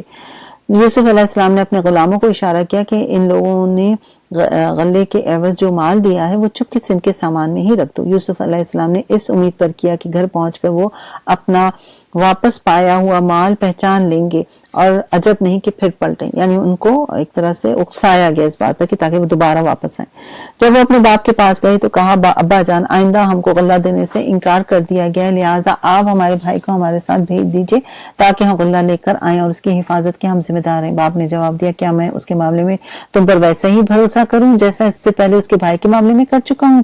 اللہ ہی بہتر محافظ ہے اور وہ سب سے بڑھ کر رحم کرنے والا ہے۔ وَهُوَ أَرْحَمُ الرَّاحِمِينَ، یہ بھی انڈر لائن کیجیے آپ۔ پھر جب انہوں نے اپنا مال کھولا تو دیکھا ان کا مال بھی انہیں واپس کر دیا گیا۔ یہ دیکھ کر وہ پکار اٹھے ابا جان اور ہمیں کیا چاہیے، دیکھیے یہ مال بھی ہمیں واپس کر دیا گیا، بس اب ہم جائیں گے اور اپنے اہل و عیال کے لیے رسی لے کر آئیں گے، اپنے بھائی کی حفاظت بھی کریں گے اور ایک بار شتر اور زیادہ بھی یعنی اس بار زیادہ بھی لے کر آئیں گے، اتنے غلے کا اضافہ آسانی کے ساتھ ہو جائے گا۔ ان کے باپ نے کہا میں اس کو ہرگز تمہارے ساتھ نہیں بھیجوں گا جب تک کہ تم اللہ کے نام سے مجھ کو پیمانہ نہ دے دو کہ اسے میرے پاس ضرور واپس لاؤ گے۔ واپس لے کر آؤ گے، الا یہ کہ کہیں تم گھیر ہی لیے جاؤ۔ جب انہوں نے اس کو اپنے پیمانے دے دیے تو اس نے کہا دیکھو ہمارے اس قول پر اللہ نگہبان ہے۔ پھر اس نے کہا، یعنی سب سے انہوں نے عہد لیا، میرے بچوں مصر کے دار سلطنت میں ایک دروازے سے داخل نہ ہونا بلکہ مختلف دروازوں سے جانا، مگر اللہ کی مشیت سے تم کو نہیں بچا سکتا، حکم اس کے سوا کسی کا نہیں چلتا۔ یعنی اتنے سارے بیٹے تھے نا، تو اس لیے وہ چاہتے تھے کہ نظر نہ لگے، تو اس سے نظر کی حقیقت بھی ہمیں پتہ چلتی ہے۔ اس پر اس نے بھروسہ کیا، جس کو بھی بھروسہ کرنا ہو اسی پر کرے، اور واقعہ بھی یہی ہوا کہ جب وہ اپنے باپ کی ہدایت کے مطابق شہر میں داخل ہوئے تو اس کی احتیاطی تدابیر اللہ کی مشیت کے مقابلے میں کچھ بھی کام نہ آ سکی۔ ہاں بس یعقوب کے دل میں جو ایک بات کھٹکی تھی اسے دور کرنے کے لیے اس نے اپنی سی کوشش کر لی۔ بے شک وہ ہماری دی ہوئی تعلیم سے صاحب علم تھا، مگر اکثر لوگ معاملے کی حقیقت کو جانتے نہیں ہیں۔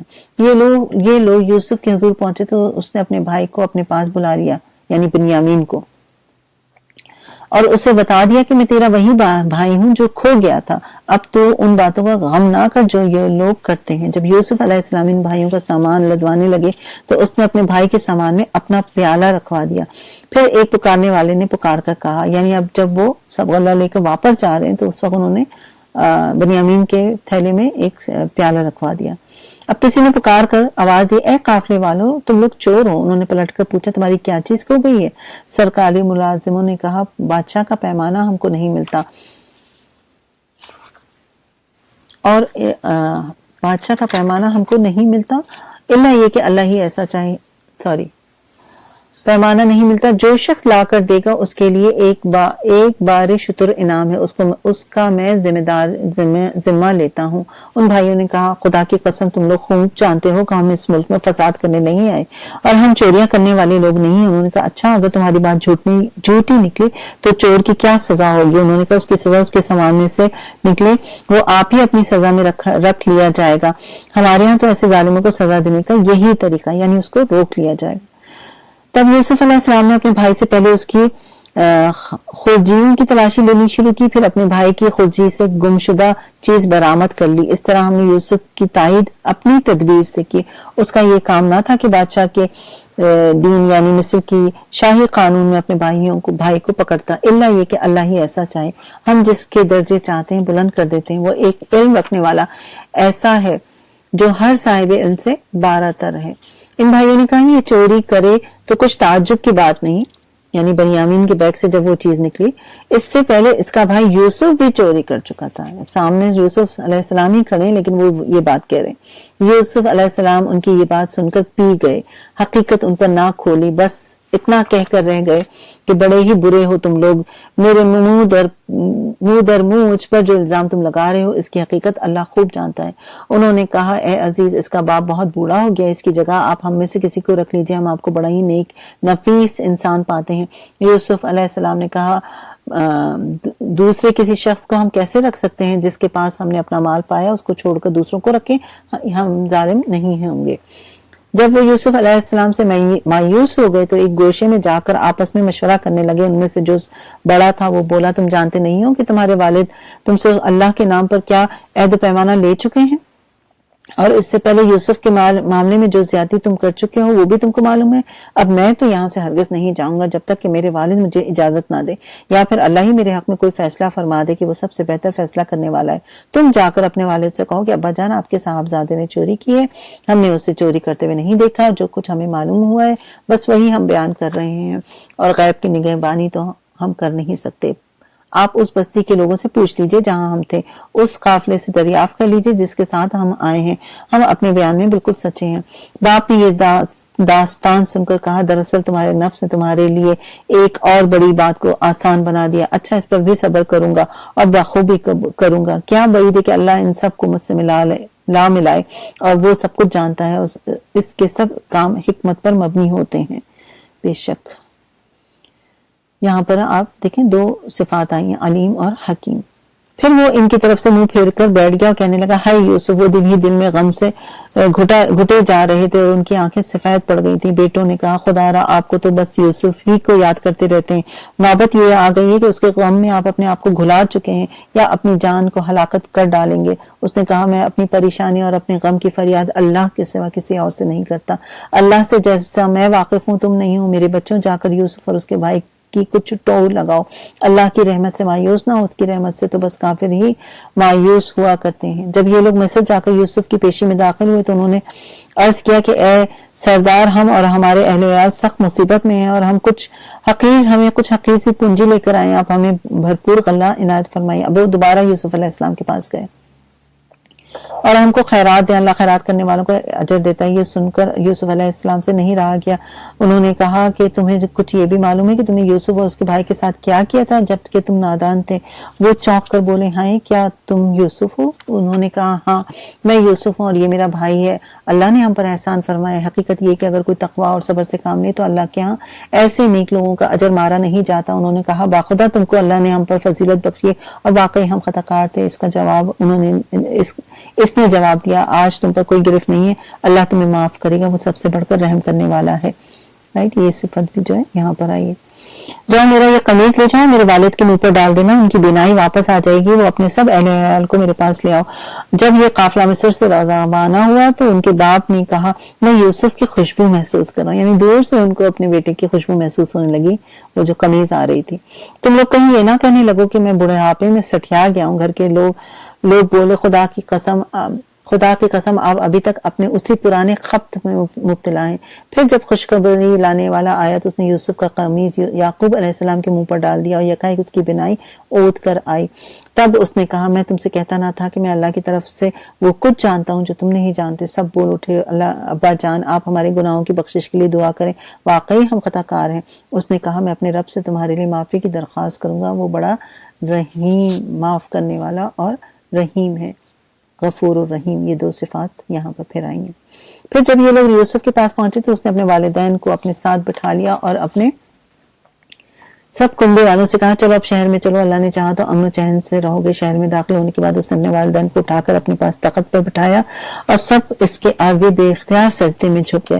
یوسف علیہ السلام نے کہا ابا جان یہ ہے تعبیر میرے اس خواب کی جو میں نے پہلے دیکھا تھا، میرے رب نے اسے حقیقت بنا دیا، اس کا احسان ہے کہ اس نے مجھے قید خانے سے نکالا اور آپ لوگوں کو صحرا سے لا کر مجھ سے ملا دیا، حالانکہ شیطان میرے بھائیوں کے درمیان فساد ڈال چکا تھا۔ واقعہ یہ ہے کہ میرا رب غیر محسوس تدبیروں سے اپنی مشیت پوری کرتا ہے، بے شک وہ علیم حکیم ہے۔ انڈرلائن کیجئے 100 آیت میں، اے میرے رب تو نے مجھے حکومت بخشی اور مجھ کو باتوں کی تہ تک پہنچانا سکھایا، زمین اور آسمان کے بنانے والے تو ہی دنیا اور آخرت میں میرا سرپرست ہے، میرا خاتمہ اسلام پر کر اور انجام کار مجھے صالحین کے ساتھ ملا دے۔ اے محمد یہ قصہ غیب کی خبروں میں سے جو ہم تم پر وحی کر رہے ہیں، ورنہ تم اس وقت موجود نہ تھے جب یوسف کے بھائیوں نے آپس میں اتفاق کر کے سازش کی تھی، مگر تم خواہ کتنا ہی چاہو ان میں سے اکثر لوگ مان کر دینے والے نہیں، حالانکہ تم اس خدمت پر ان سے کوئی اجرت نہیں مانگتے ہو۔ یہ ایک نصیحت ہے جو دنیا والوں کے لیے عام ہے، زمین اور آسمان میں کتنی ہی نشانیاں ہیں جن پر یہ لوگ گزرتے رہتے ہیں اور ذرا توجہ نہیں کرتے، ان میں سے اکثر لوگ اللہ کو مانتے ہیں مگر اس طرح کہ اس کے ساتھ دوسروں کو شریک ٹھہراتے ہیں۔ کیا یہ مطمئن ہے کہ اللہ کے عذاب کی کوئی بلا انہیں دبوچ نہ لے گی یا بے خبری میں قیامت کی گھڑی اچانک ان پر آ پڑے؟ تم ان سے صاف کہہ دو کہ میرا راستہ تو یہ ہے کہ میں اللہ کی طرف بلاتا ہوں، میں خود بھی پوری روشنی میں راستہ دیکھ پا رہا ہوں اور میرے ساتھی بھی، اور اللہ پاک ہے اور شرک کرنے والوں سے میرا کوئی واسطہ نہیں ہے۔